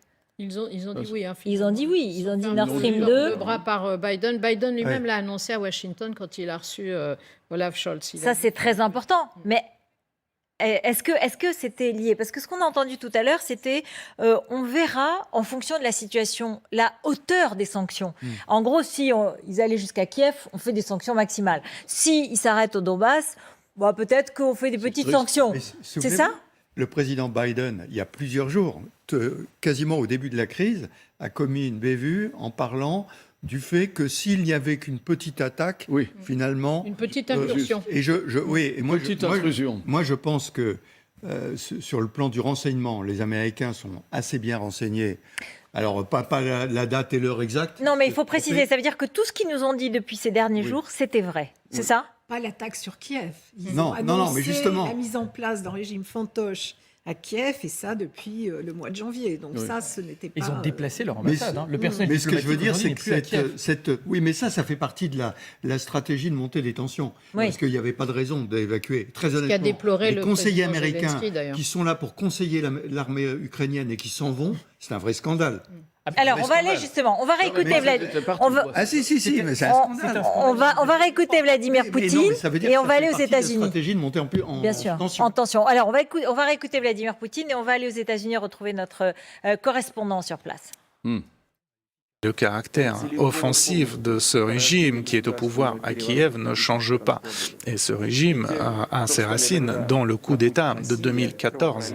Et ces politiques qui avaient choisi la voie de la violence, du sang et de l'absence de légalité et ne reconnaissent aucune solution à la question du Donbass, aucune solution autre que la solution militaire. Dans un contexte pareil, je suis contraint d'adopter une décision qui était attendue depuis longtemps, celle de reconnaître la souveraineté de la République de Donetsk et de la République de Lugansk. Alors, Axel Monnier, vous êtes en direct des États-Unis, vous êtes notre correspondant sur place. Qu'est-ce qu'on dit ce soir après cette déclaration qualifiée d'historique sur cette reconnaissance des républiques pro-russes ? Pour l'instant, pas de réaction de la part de la Maison-Blanche. Joe Biden s'est retrouvé toute la journée à la Maison-Blanche avec ses plus proches conseillers à tenir un conseil de sécurité avec son secrétaire d'État américain, Anthony Blinken, son secrétaire à la Défense, le chef des États de l'état-major des armées américaines. Il a eu ensuite un coup de téléphone avec le président ukrainien, Volodymyr Zelensky, mais pour l'instant, pas de réaction directe. On sait que Joe Biden veut absolument pousser la chance de la diplomatie jusqu'au bout, jouer cette carte à fond. Il le dit depuis le début. Tant que rien n'est lancé en termes d'invasion, eh bien, il est persuadé qu'il y a encore une chance à jouer une carte diplomatique. Il est aussi persuadé qu'il peut gagner encore un peu de temps. Toutefois, on sait que jeudi, il y aura une rencontre entre Anthony Blinken, le secrétaire d'État américain, et son homologue, Sergueï Lavrov. Ce sera en Europe. C'est une réunion qui sera très importante et qui pourrait ne pas se tenir en fonction de ce qui se passe parce que depuis le début et depuis hier notamment, la Maison-Blanche pose une condition à toute rencontre bilatérale avec la Russie, que l'invasion n'ait pas commencé d'ici là. Alors, Axel Monnier, un instant arrêtons-nous aussi sur le climat aux États-Unis. Est-ce que la situation en Ukraine intéresse? Est-ce qu'il y a des gens qui considèrent que ça ne vaut pas la peine non seulement de mourir, évidemment, pour l'Ukraine, mais en plus même simplement cet engagement et cette montée des tensions? Alors pour l'instant, il faut bien le dire, on va dire qu'il y a un accord bipartisan, il n'y a pas vraiment d'attaque sur la politique de Joe Biden et sur sa stratégie qui a été relativement suivie dans les deux camps, à part quelques positions, on va dire, d'élus trumpistes qui lui reprochent une tactique qui ne se révèle pour l'instant pas payante. Mais globalement, c'est vrai qu'il y a une union sacrée autour de cette position. L'indépendance de l'Ukraine est défendue à travers les deux partis. Mais il faut aussi rappeler que Joe Biden a dit à plusieurs reprises qu'il ne souhaitait pas s'embarquer dans un conflit en Ukraine. Il apporte de l'aide logistique et militaire au pays. Il a positionné des soldats dans les pays de l'OTAN voisins, en Pologne, 9000. En Roumanie, 2000, plus tous les soldats américains qui se trouvent déjà stationnés en Europe, à peu près 80 000, mais il le dit encore, il ne veut pas s'engager militairement. D'abord parce que c'est une promesse qu'il a faite électorale, il veut, comme finalement Donald Trump avant lui, et même un peu avant lui, quand il était vice-président avec Barack Obama, se désengager de la course au fait que les États-Unis sont le gendarme du monde. Donc il est toujours dans cet état d'esprit, mais en même temps, il sait bien qu'il ne peut pas céder face à Vladimir Poutine. Donc ce mélange de fermeté et d'engagement partiel, c'est cette politique qui, pour l'instant, semble réunir autour de lui les deux partis. On va voir si ça tiendra en fonction des événements à venir dans les prochaines heures. Merci Axel Monnier, donc en direct des États-Unis. Ce qu'il nous dit, notre correspondant aux États-Unis, c'est que les discussions vont continuer. On continue quand même à voir Lavrov et à faire un rendez-vous avec Blinken et tout. Ça change rien? La condition de Joe Biden, c'est ce qu'il avait dit par exemple à Emmanuel Macron lorsqu'ils se sont mis d'accord sur un sommet en principe avec Vladimir Poutine, c'est pas d'invasion. Mais tant qu'il n'y a pas d'invasion, on peut continuer à parler. Donc effectivement, peut-être qu'on aura dans les prochains jours une rencontre entre Anthony Blinken, le secrétaire d'État américain, et le ministre des Affaires étrangères russe, Sergei Lavrov. Alors là, la Maison-Blanche n'est pas encore exprimée, donc peut-être qu'elle va considérer que cette déclaration de Vladimir Poutine est un casus belli, et à ce moment-là, on arrête la diplomatie. Mais c'est intéressant ce que vient de dire votre correspondant. C'est vrai que Joe Biden, dès le début, a exclu l'option militaire, explicitement. Et là, il envoie probablement un signal à l'aile gauche non interventionniste de son parti, qui est de plus en plus influente au Parti démocrate, mais aussi beaucoup de républicains, trumpistes, isolationnistes, qui n'ont pas envie de s'engager évidemment dans un conflit. Il aurait pu laisser une forme d'ambiguïté stratégique, c'est ce que font par exemple les Américains sur Taïwan, en disant bon, on laisse toutes les options sur la table, ce qui aurait pu mettre un peu plus d'incertitude dans le calcul de Vladimir Poutine. Donc c'est vrai qu'ils ont, par ce choix, affaibli leur posture de négociation dès le début. Mais ce qui est intéressant dans la stratégie de communication de Biden, qui laisse beaucoup de gens en Europe assez perplexes, cette volonté de donner tous les renseignements de façon la plus transparente possible, parfois en étant très alarmiste sur l'imminence d'une invasion. Mais c'est pour dire quoi? On avait raison? Alors, on a raison. Je crois qu'il y a trois éléments. Le premier, c'est de vraiment préempter toute forme de récit et de propagande russe. Et de dire si demain il y a un accident, il y a une provocation, en fait tout ça a été mis en scène par la Russie pour justifier une invasion. Donc on vous donne à l'avance tous les plans. On a des interceptions du GRU, le service de renseignement militaire de la Russie, qui montrent qu'il y a vraiment une décision qui a été déjà actée pour envahir. Donc il y a une volonté de contre-désinformation, de contre-propagande. Il faut voir que beaucoup de gens autour de Joe Biden ont été assez traumatisés par l'ingérence russe dans la campagne d'Hillary Clinton en 2016, que dans les think tanks, les centres de recherche à Washington depuis 4 ans, on a beaucoup travaillé sur ces questions de désinformation. Donc c'est une stratégie un peu inédite de communication, mais qui vise à préempter le récit russe. Il y a aussi une volonté de mobiliser les alliés pour avoir un front uni dans la dissuasion et notamment sur les sanctions, de montrer aux alliés européens les plans de la Russie. Et après, en dernier lieu, et c'est encore un peu une posture de politique intérieure, le fait de tout simplement évacuer les ressortissants. Ça, c'est ce qu'on a vu. On a vu la Maison-Blanche le dire très explicitement. Les premiers. Alors, ils ont déplacé l'ambassade à Lviv, dans l'ouest de l'Ukraine. Ils ont demandé d'abord aux familles des diplomates et maintenant à tous les Américains d'évacuer avec un peu une forme de panique en disant nous n'aiderons pas, nous n'enverrons pas de soldats pour évacuer nos ressortissants. Et vous l'avez dit tout à l'heure, ils ont même sorti les conseillers militaires. Conseillers militaires, les quelques militaires américains qui étaient présents en Ukraine. Comme ça, ils n'ont pas de tentation. Mais je pense que cette dramatisation voulue par les Américains, puisqu'on a vu des cartes même qui ont été présentées, ça me rappelait des vieux souvenirs avec les flèches rouges dans tous les sens qui attaquaient l'Ukraine, c'est une dramatisation pour faire monter tout ça. Et j'en reviens à la bévue de Biden au départ en disant finalement, s'il ne s'occupe que de la zone Est, tout va bien. Donc on fait monter la tension et ça permettra peut-être de dire, ben voyez, on peut continuer à discuter puisqu'il n'y a pas eu d'invasion. Alors, à l'instant, Il n'y aura pas d'élargissement du conflit. Alors, l'OTAN condamne, alors on s'y attendait évidemment, condamne la reconnaissance de l'indépendance des régions. C'est évidemment pour le moment très formel. On va voir ce qui se passe et on va aller parler des sanctions à l'instant. Sylvie Berman. Non, ce que je voulais dire, c'est que en ce qui concerne les Américains, ils n'étaient pas impliqués dans le processus de Minsk. En réalité, c'était purement européen, c'était les Français et les Allemands. Et ils n'ont pas souhaité, même au moment où Zelensky a évoqué cette possibilité, c'est-à-dire de l'élargir aux Américains, ils n'ont pas souhaité le faire. Bien sûr. Donc, ils se sentent encore moins concernés que peuvent l'être les Européens sur ce point. Alors, on va retrouver Philippe Dessertine, qui est économiste, directeur de l'Institut de haute finance. Votre dernier livre, Le Grand Basculement, quel sera le monde d'après, aux éditions Robert Laffont. Merci d'être en direct avec nous, parce que je voudrais qu'on essaye de comprendre quelles peuvent être les sanctions. Quel effet il peut avoir sur la Russie, mais aussi quel effet il peut avoir sur l'Europe. Elles peuvent avoir, pardon. Donc d'abord, quel type de sanctions peuvent être adoptées? Quelle va être la gradation des sanctions auxquelles on peut s'attendre? Et de quelle façon la Russie peut être touchée? Alors bonsoir, évidemment, je crois qu'on change tout d'un coup de temps, parce qu'évidemment, quand on parle de sanctions économiques, qui sont bien sûr la réponse aujourd'hui qu'envisage l'Europe, comme les États-Unis, il n'y a pas de réponse militaire, évidemment, il faut le dire et le répéter. Quand on rentre dans les sanctions économiques, on rentre dans un temps beaucoup plus long. On voit bien, évidemment, là en ce moment, on est seconde par seconde avec des événements qui se produisent. Et quand on rentre dans des sanctions économiques, on est dans une logique qui doit prendre des semaines, des mois, des années peut-être avant de porter effet, si elle porte effet, puisque évidemment on a le précédent de 2014, de la Crimée et des accords de Minsk qu'on évoquait tout à l'heure, des sanctions économiques qui ont eu des effets, mais qui n'ont pas évidemment fait modifier la position russe en Crimée. Donc là, qu'est-ce que ça signifie? Ça signifie évidemment que l'Union européenne est aujourd'hui le premier partenaire de la Russie en matière économique. C'est le premier même d'assez loin devant la Chine.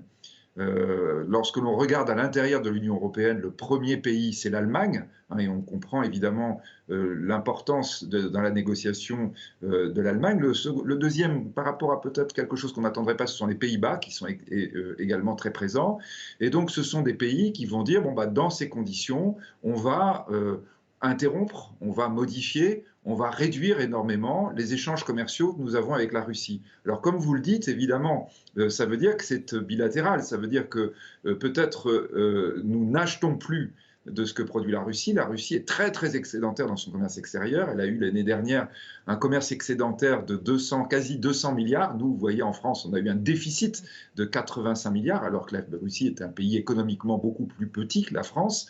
Donc, c'est vous dire, il y a quelque chose de très fort dans le commerce extérieur russe. Donc, avec son allié, enfin en tout cas son partenaire privilégié qui est l'Union européenne, avec lequel on risquerait d'avoir un arrêt. Mais cet arrêt, bien sûr, comme vous le dites un peu, vous le sous-entendez dans la question, ça peut être à double effet, parce que ça veut dire bien sûr que la Russie n'aura plus de rentrée d'argent. Elle a des réserves aujourd'hui qui lui permettent d'attendre, mais ça veut dire aussi que l'Europe va se priver d'un certain nombre d'approvisionnements, et bien sûr, en ce qui concerne l'Allemagne, de l'approvisionnement énergétique.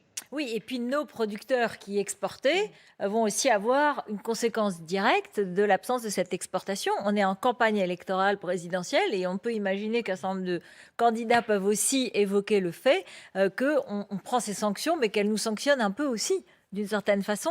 Et donc, et puis, est-ce qu'elles ont un réel effet? On voit bien qu'elles n'ont pas eu d'effet, puisque ça n'a pas dissuadé Poutine de faire ce qu'il fait ce soir. Oui, je pense que d'ailleurs, au passage, entre parenthèses, quand vous évoquez, on évoque tout de suite la question énergétique parce qu'on pense au gaz, et le gaz concerne notamment l'Allemagne. Je pense qu'il faut souligner d'ailleurs que c'est le cas et pour la Russie et pour l'Ukraine, qu'on a deux acteurs fondamentaux sur le marché du blé, et sur le marché agricole.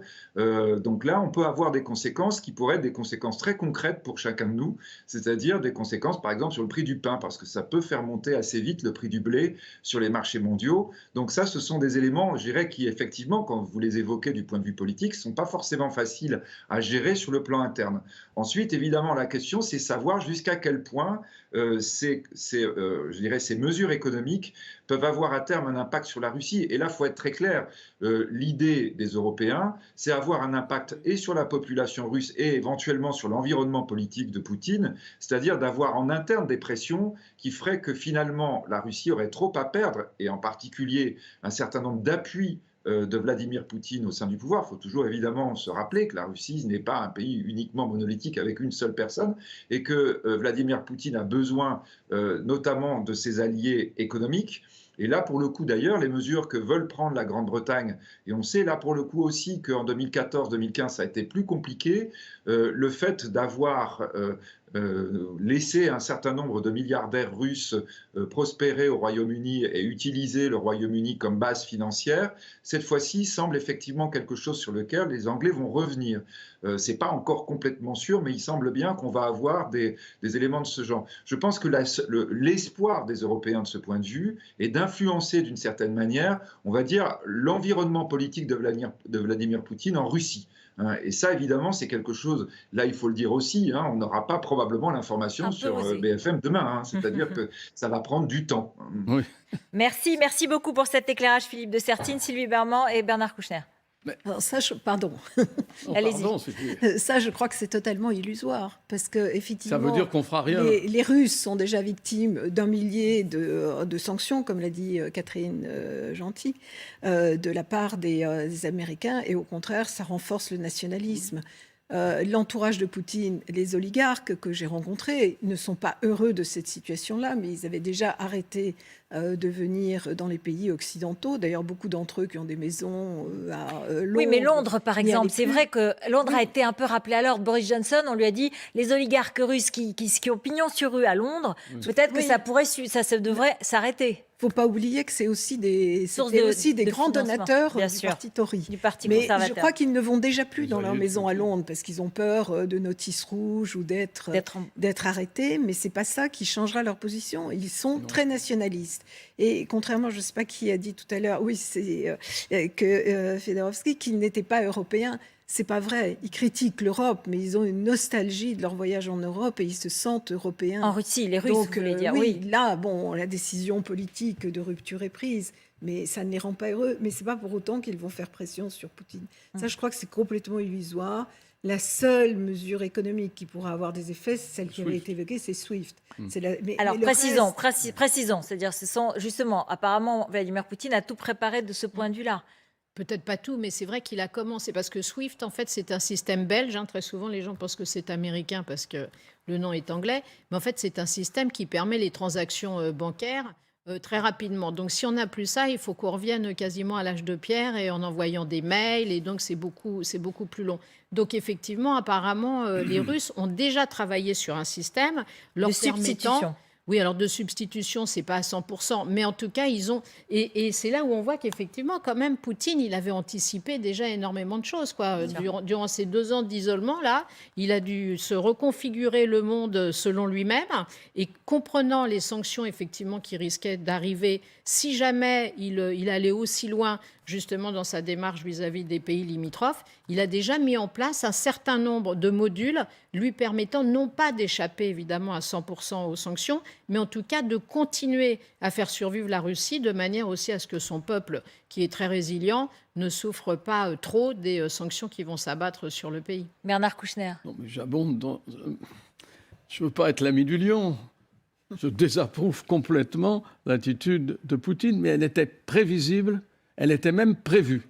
En tout cas, par les Américains, c'est tout à fait clair. Et vous dites que les Chinois, sur le plan purement économique, leur viendront en aide éventuellement et pallier les sanctions Bien sûr, les Chinois sont prêts, ils l'ont dit d'ailleurs récemment, à soutenir, c'est quand même assez curieux, n'est-ce pas, à soutenir la Russie qui aura des difficultés parce que les sanctions lui seront appliquées. Tout ça, pas idiot, Poutine. Il a bien calculé tout ça, et même la date, probablement, et même... Probablement a-t-il évoqué avec M. Biden ce qui allait se passer, prévoyait une petite tension, etc. Je pense que tout est bien calculé. C'est triste, mais malheureusement, ça va se passer. On écoute Stéphane Séjourné, qui est le président du groupe Renew au Parlement européen, au micro de Paul Larouturou, et il explique les sanctions que l'Union européenne pourrait prendre. Bon, oui, bien sûr. Donc on a renoncé à autre chose. Voyons, on va mettre des troupes pas loin. On s'en servira pas. On l'écoute d'abord. Vous voyez que depuis des semaines, des mois, toutes les diplomaties du monde essayent de ramener un peu à la raison les Russes sur ce volet-là. Il faut voir d'abord les intentions russes réelles. Il faut d'abord prévoir toutes les sanctions possibles pour que les sanctions deviennent crédibles et que la Russie revienne à des positions acceptables. Et puis il y aura à prendre des décisions au niveau européen. Les 27 aussi sont là pour ça. Je pense qu'en européen, à 27, on est plus fort. Voilà, est-ce qu'on est vraiment plus fort? On va retrouver Dominique Moisy qui est avec nous, qui est resté avec nous, le géopolitologue.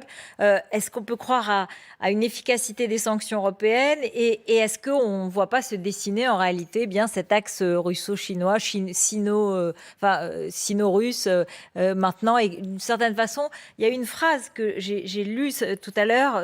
À l'Élysée, on dit on est dans une forme de basculement géopolitique. Oui. Mais je crois que ce basculement a déjà eu lieu et ce qui se passe aujourd'hui sous nos yeux en est la confirmation d'un côté, l'accélération de l'autre. Il y a une alliance stratégique entre Pékin et Moscou qui est d'un ordre tout à fait nouveau et je ne crois pas beaucoup à l'efficacité des sanctions économiques du monde occidental. Tout simplement parce que Poutine est dans un autre monde qui est beaucoup plus fait d'émotions nationales que de calculs d'opportunités économiques. Si le peuple russe souffre, tant pis, ça n'est pas son problème. La grandeur de l'Empire est beaucoup plus importante à ses yeux que le bien-être de ses citoyens. Alors, il y a un point quand même qui est intéressant, c'est peut-être les variations entre les sentiments chinois et russes. D'un côté, Pékin est ravi de ce qui se passe. Il peut continuer à progresser vers Taïwan, à disséminer ses cartes en Asie, parce que nous avons les yeux tournés totalement vers l'Est de l'Europe et la Russie. Mais d'un autre côté, Pékin se soucie du bon état de l'économie mondiale. Les Chinois sont sur ce plan dans une position complètement différente des Russes. Donc oui à la diversion russe, car c'est de cela dont il s'agit. En réalité, le vrai enjeu géopolitique à long terme, c'est la relation avec la Chine et en même temps une petite inquiétude à court terme sur le coût économique qu'il faudra payer dans l'immédiat. Si, et il semble que ce soit le cas, la situation dégénère. Merci beaucoup Dominique Moisy d'avoir été avec nous. Et à l'instant, les États-Unis annoncent donc des sanctions contre les régions séparatistes. Bon, c'est relativement limité. C'est-à-dire que c'est plus que limité. C'est oui. plus que limité. C'est pas des sanctions contre Moscou. Ce sont des sanctions pour le moment contre les régions séparatistes. Elles ne sont pas reconnues ces régions séparatistes, donc il n'y a pas de relation entre l'Occident et ces régions. Donc je ne vois pas. Ça veut dire des relations avec Kiev. Couper quelque chose, c'est couper le commerce. On a lu ces jours-ci beaucoup de descriptions sur les pauvres familles, d'ailleurs, qui affrontaient les bombardements quotidiennement. Et tout ça est fourni quand même par le reste de l'Ukraine. Oui, donc ça peut être l'Ukraine qui arrête d'approvisionner ces régions d'une façon ou d'une autre. Elles étaient approvisionnées plutôt par la Russie. Par la Russie. Alors, il est 21h32 et vous nous rejoignez dans cette édition spéciale au cours de laquelle donc Vladimir Poutine a annoncé, c'est historique, la reconnaissance de régions séparatistes de l'Ukraine et qui du coup est une forme de défi aux Occidentaux, à l'OTAN, à l'Union européenne qui depuis plusieurs semaines tente de le dissuader de cette action. On va l'écouter. Le caractère offensif de ce régime qui est au pouvoir à Kiev ne change pas. Et ce régime a ses racines dans le coup d'État de 2014. Et ces politiques qui avaient choisi la voie de la violence, du sang et de l'absence de légalité et ne reconnaissent aucune solution à la question du Donbass, aucune solution autre que la solution militaire. Dans un contexte pareil, je suis contraint d'adopter une décision qui était attendue depuis longtemps, celle de reconnaître la souveraineté de la République de Donetsk et de la République de Lugansk. Voilà, on va retrouver Michael Guilleux qui est à Kiev ce soir, notre envoyé spécial TF1 LCI. Quelle a été la réaction officielle ce soir finalement à Kiev ? Pour l'instant, la première communication du président Zelensky, le président ukrainien, c'était d'annoncer qu'il s'était entretenu avec le président américain Joe Biden et qu'il allait convoquer la réunion du Conseil de sécurité nationale et de défense. C'était dans un tweet qu'il a fait ça publiquement. Et ensuite, il a dit qu'il s'entretiendrait aussi avec le Premier ministre du Royaume-Uni, Boris Johnson. Donc voilà, ensuite, dans les rues, ici, pour l'instant, c'est difficile de dire si les Ukrainiens, eh bien, ils prennent un peu conscience de ce qui est en train de se passer, parce qu'il est très tard, mais déjà sur les réseaux sociaux, on voit fleurir les premières photos dans les rames de métro, par exemple, où tout le monde est en train de regarder son portable, en train de lire les news. Donc voilà, petit à petit, eh bien, l'Ukraine et la capitale Kiev est en train de se rendre compte certainement de ce qui se passe. Et les heures à venir, et surtout demain au matin, eh bien, nous en dirons plus sur la réaction des Ukrainiens. Voilà, Michael Guilleux, donc avec Alexandre Godin à l'image. Juste un mot peut-être avant de retrouver Frédéric Ancel. Il y a une forme de soulagement ce soir, je suis paradoxale. Parce qu'il n'est pas allé à Kiev, il est allé au Donbass, il reconnaît le Donbass, non ? Enfin, il y a une forme de... parce que la nature des réactions, bon, elle est quand même très limitée. On échappe à la guerre. Oui, c'est ça. Quelque chose, quelque part. Tout le monde est soulagé parce qu'on échappe à la guerre. Et il saisit le minimum qu'il y avait à saisir. Au passage, il a pris des précautions aussi. Si les Ukrainiens voulaient taper sur les régions autonomistes, les 3/4 de la population ont été évacués. Les femmes, les enfants, les vieillards ont été évacués. Le président Poutine fait verser une pension à ces gens-là, d'ailleurs, arrivant de l'autre côté. Donc, il reste les gens pour combattre. Et donc, le seul risque qu'il pourrait y avoir aujourd'hui, toujours en partant du principe que je ne crois pas à l'offensive des chars vers Kiev, c'est que les Ukrainiens veuillent ressaisir et qu'à ce moment-là, ça soit un prétexte pour l'armée russe. Mais bon, on voit bien, la réaction de Kiev, elle est très modérée. Un tweet, une discussion. D'abord, il devrait s'y attendre. Deuxièmement, je partage entièrement votre opinion. C'est un grand danger. S'ils veulent reprendre, ce serait normal qu'ils se battent contre l'invasion éventuelle. Mais en tout cas, la reconnaissance est d'abord un camouflet, en tout cas une contre-attaque contre Kiev. Alors, s'il y avait de grosses batailles, là, ça changerait un peu la donne. Mais je ne le crois pas, parce que ça suppose d'ailleurs que les Russes n'avancent pas dans les territoires nouvellement reconnus. C'est ça, qu'ils mettent des petits hommes verts. Oui. Et puis, ça éviterait de faire passer le drapeau russe sur les chars pour rentrer dans les zones... Parce que reconnaître la souveraineté, ils ont les moyens, c'est pas très grand comme zone. Hein. Non. Ils ont les moyens de les appuyer à partir de la Russie. Ils ne sont pas obligés de rentrer dans la région. Ça, c'est compliqué. On ne peut pas répondre à cette question tout de suite. Hein. On retrouve Frédéric Ancel, qui est docteur en géopolitique et maître de conférence à Sciences Po. Bonsoir. Les voies de la puissance, c'est votre dernier livre chez Odile Jacob. C'était attendu, mais on n'y a pas cru toute la journée. On était sur un sommet Biden-Poutine ce matin, avec une forme de victoire diplomatique, ça quand fait même. partie de la stratégie de Poutine, tout ça. Bien sûr, il continue de parler. Et d'ailleurs, on vient de savoir que Lavrov viendra à Genève, si j'ai bien compris, parler avec M. Blinken. Alors, il continue la même stratégie. Donc, c'est une forme de soulagement parce qu'il n'est pas allé plus loin, Frédéric Ancel, ou bien est-ce que c'est une déclaration, entre guillemets, de guerre, un défi aux Occidentaux ?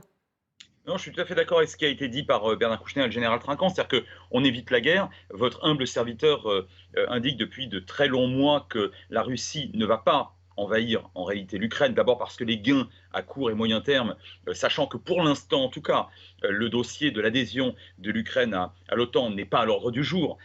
Donc les gains seraient extrêmement faibles face à un coût potentiel extraordinairement élevé. Or, je me permets quand même de rappeler que ce qui vient de se produire aujourd'hui, et là aussi je suis d'accord avec ce qu'a dit l'ancien ministre Bernard Kouchner, et relève d'une véritable cohérence poutinienne. Ça fait 22 ans qu'il est au pouvoir. Poutine est un vrai stratège au sens où il jauge systématiquement les rapports de force et il ne prend quasiment jamais de véritables risques. Regardez ce qui s'est passé avec la Transnistrie, avec la Géorgie en 2008. Le Kazakhstan, même si à chaque fois, bien évidemment, c'est une situation très différente. La Biélorussie et le soutien au dictateur de Bélarus il y a quelques mois et quelques années encore. À chaque fois, vous avez, et même d'ailleurs en 2014 avec l'annexion de la Crimée, à chaque fois, il pèse au plus juste, d'après lui bien évidemment, des intérêts de la Russie et surtout des risques potentiels. Et là encore, écoutez, reconnaître deux provinces, deux républiques qui effectivement, d'un point de vue de la surface territoriale et même démographique, sont assez mineurs,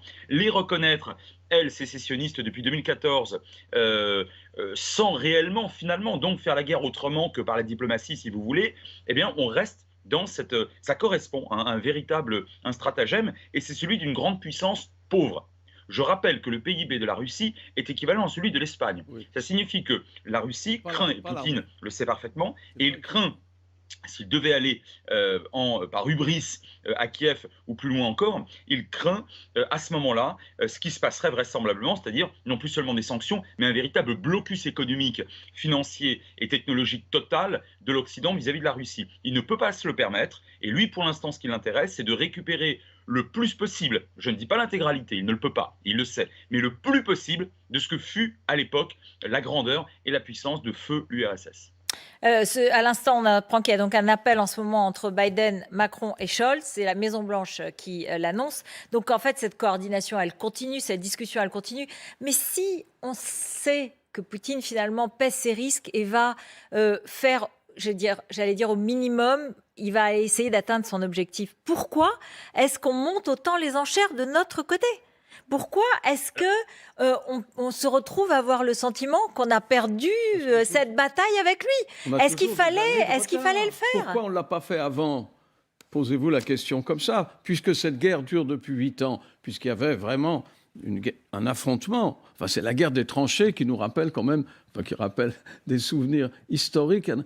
Cet affrontement-là, on l'avait complètement accepté. Oui, mais il s'est accéléré. Il y a eu une tension qui a été mise et accentuée par Poutine à la sortie de l'épidémie, en quelque sorte, comme si ces 2 ans d'isolement l'avaient conduit à vouloir mener une offensive pour montrer une forme de puissance. Mais du coup, oui. On est rentré dans le jeu. Mais on fait leur jeu parce qu'on l'a fait trop tard. On l'a fait trop tard. Cette intervention était désespérée. J'approuve cette intervention, bien sûr. Mais elle n'avait aucune chance d'aboutir. Alors, un mot avec Frédéric Ancel et le général Trinquant. Je pense qu'il faut parfois inverser le postulat. C'est-à-dire qu'en 2014, il y a eu, juste après l'annexion de la Crimée et l'avancée de ces fameux hommes verts qu'évoquait le général Trinquant tout à l'heure dans ces républiques sécessionnistes, en fait des Russes en réalité, il y a eu à l'époque des sanctions. D'ailleurs, ces sanctions courent toujours et elles ont coûté relativement cher à la Russie, même si finalement il s'en est sorti. Maintenant, imaginez qu'à l'époque, il n'y ait pas eu ces sanctions, et des sanctions relativement fortes. Qui nous dit qu'aujourd'hui, M. Poutine ne serait pas à Kiev ou à la frontière polonaise ? Autrement dit, si vous voulez, on joue un jeu un petit peu similaire, moins bien évidemment, enfin moins brutal et moins cynique. Et en l'occurrence, là, c'est l'Ukraine est victime de la Russie, non pas de l'Occident, bien sûr. Mais ce que je veux dire, c'est qu'on est aussi dans une forme de stratégie. Et quand vous dites, cher Utelkriev, nous, qui est ce nous ?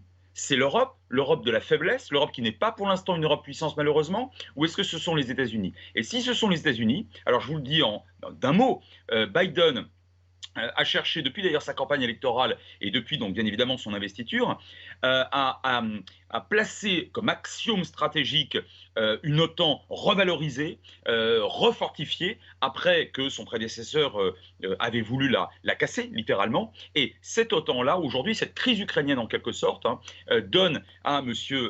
Biden, qui n'est pas un cynique, mais néanmoins il joue son jeu aussi, donne la possibilité à M. Biden de renforcer considérablement la cohésion de l'OTAN, avec d'ailleurs peut-être dans les prochaines années l'adhésion de 2 nouveaux membres, à savoir la Finlande et la Suède, qui commencent à se demander si ce ne serait pas quelque chose de positif. Et de ce point de vue-là, je vous dirais qu'il y a aussi une stratégie américaine. On a dit tout ça. Merci. Alors, Bastien Auger est à l'Élysée. Bastien, le Conseil de défense s'est peut-être terminé. En tout cas, on a appris qu'il y avait un coup de fil en ce moment même. Hein. Oui, exactement. Un coup de téléphone entre Emmanuel Macron, Olaf Scholz, le chancelier allemand, et Joe Biden, le président américain. C'est la Maison-Blanche qui a communiqué sur ce coup de téléphone qui donc fait suite à ce conseil de défense qui avait démarré à 19h, avant même d'ailleurs que Vladimir Poutine annonce officiellement son souhait de reconnaître les républiques séparatistes. Désormais, il s'agit donc pour la France et pour ses partenaires, de se pencher sur la réponse, les éventuelles sanctions qui vont être apportées à cette décision, à cette annonce russe. Pour information, très récemment, lors d'un échange entre les journalistes et les équipes de l'Élysée, la question avait été posée à l'Élysée. Que se passera-t-il si jamais une telle reconnaissance est effectuée par la Russie? Eh bien, les conseillers du chef de l'État avaient répondu que ce serait inacceptable, que ce serait contraire au droit international, contraire aux accords de Minsk, sans préciser quelles éventuelles sanctions pourraient être prises. On attend donc désormais une communication de l'entourage du chef de l'État. Merci Bastien Auger, merci. Général Trinquant. Oui, je reviens sur votre question sur les tensions. Pourquoi monter et dramatiser de cette façon-là? Ça a été répondu juste avant. Il ne faut pas oublier qu'il y a l'autre côté de la montagne, comme disait Lidl. L'OTAN avait besoin de se ressouder. Après Kaboul, c'était une catastrophe. Oui. Et là, les Européens se ressoudent, se remobilisent. Les Danois commencent à redéployer sur les îles, les Suédois font de même. Donc il y a une prise en compte, un électrochoc pour les Européens qui va très bien à la fois dans l'optique du président Biden qui veut que l'OTAN se remobilise, mais surtout les Européens, parce que lui, il est surtout intéressé par ce qui se passe en Asie. Et il va falloir voir comment on arrive à mobiliser cette volonté européenne maintenant dans l'intérêt de l'Europe, bien sûr, en complément de l'OTAN, j'allais dire. À la concrétiser. Alors Fabienne Keller est avec nous, elle est députée européenne, le Renew. Bonsoir Fabienne Keller.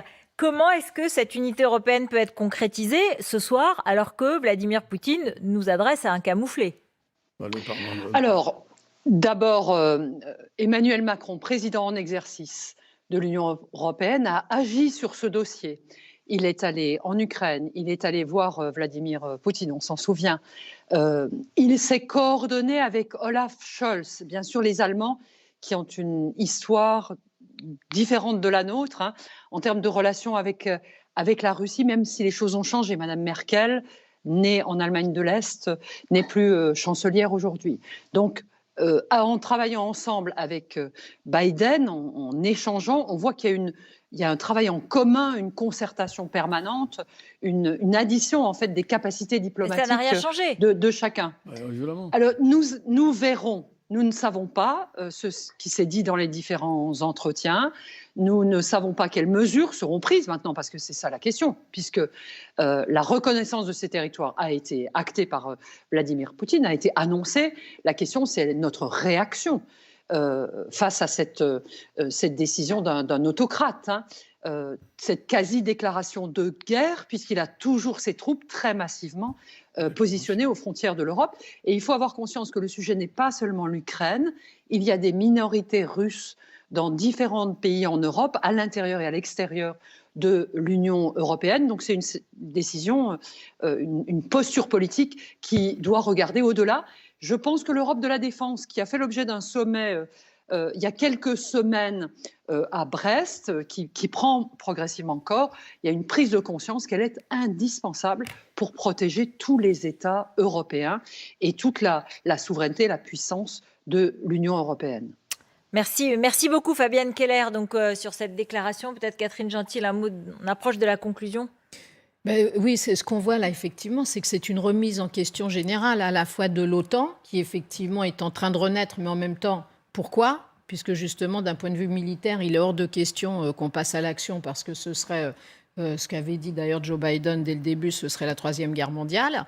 Et puis là, l'Europe, effectivement, est aussi en train de s'interroger sur elle-même, puisque la solution qu'elle a, ce sont des sanctions économiques, mais dont elle va aussi pâtir. Donc c'est quand même une équation qui est difficile à résoudre pour tout le monde, mais qu'il va falloir réussir à résoudre, parce qu'effectivement, aujourd'hui, c'est le Donbass, demain, ce sera peut-être autre chose, puis demain, ce sera peut-être pas la Russie, ce sera peut-être un autre pays, mais c'est vrai que si on n'est pas en ordre de bataille, et s'il n'y a pas une réflexion qui est vraiment poussée à tous les niveaux, là, dont on vient de parler, eh bien, on est juste passif et on est juste spectateur de l'histoire, on n'est pas acteur, même si on essaie effectivement de négocier et qu'on continue à utiliser l'arme diplomatique jusqu'à la dernière minute, mais on voit bien que là, on n'a pas réussi justement à entraver cette marche de Vladimir Poutine vers le Donbass. Il faut continuer à se parler, c'est ça? Il faut continuer à parler. Il faut continuer pour éviter pire, quoi. Quoi qu'il en soit, pour il éviter faut continuer pire. à parler, mais il faut parler d'un autre ton.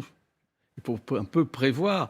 Ce qui est extraordinaire, on ne le dit quand même pas assez, c'est que cette guerre qui oppose dans le Donbass les mêmes gens qui maintenant s'opposeront peut-être plus encore, on le savait. Nous sommes allés voir M. Poutine. Oui, tout le monde voit Poutine. Puis Poutine est invité en France. Est-ce qu'on a eu là-dessus une conférence, ne serait-ce qu'une petite conférence européenne? Non. Alors, que faisait l'Europe? Elle attendait, elle pensait que ça allait se passer et, comme d'habitude, elle se tournait vers les Américains. Même si on en avait dit du mal juste avant. On se tourne vers les Américains en pensant que l'OTAN, évidemment, c'est pour les Américains qui décident. On a perdu des années et des années. Le mot de la fin, Sylvie Bermann. L'Europe, effectivement, là, ne s'est pas mobilisée en tant que telle, parce qu'il y a des divisions qui sont très fortes vis-à-vis de la Russie. Je rappelle que c'est l'OSCE qui était en charge de la sécurité de la c'est absolument. Bien sûr. Et aujourd'hui, effectivement, l'autonomie de l'Union européenne est le facteur le plus important. Le problème, c'est que si l'OTAN retrouve une nouvelle raison d'être, c'est un nouveau sujet de division pour les Européens qui vont, au contraire, vouloir faire les choses dans le cadre de l'OTAN et essayer de retenir au maximum les Américains. Mais c'est aussi très dangereux. Le mot de la fin. Non, je pense que sur le sujet de l'OTAN, il faut en prendre et en laisser. Oui. On en a besoin, c'est évident. Concernant l'Ukraine, pas de concernée puisqu'elle ne fait pas partie de l'OTAN, donc les autres se sentent protégés, mais il faut que les Européens, le pilier européen de l'OTAN, oui, ou une défense européenne complémentaire de l'OTAN, il faut que ça se mobilise sérieusement. Voilà, la soirée continue sur LCI avec Éric Brunet et Julie Hamet, et on continue à parler de la situation. Demain, c'est Hubert Védrine, l'ancien ministre des Affaires étrangères, qui sera avec nous aussi pour poursuivre cette analyse de la situation en Europe.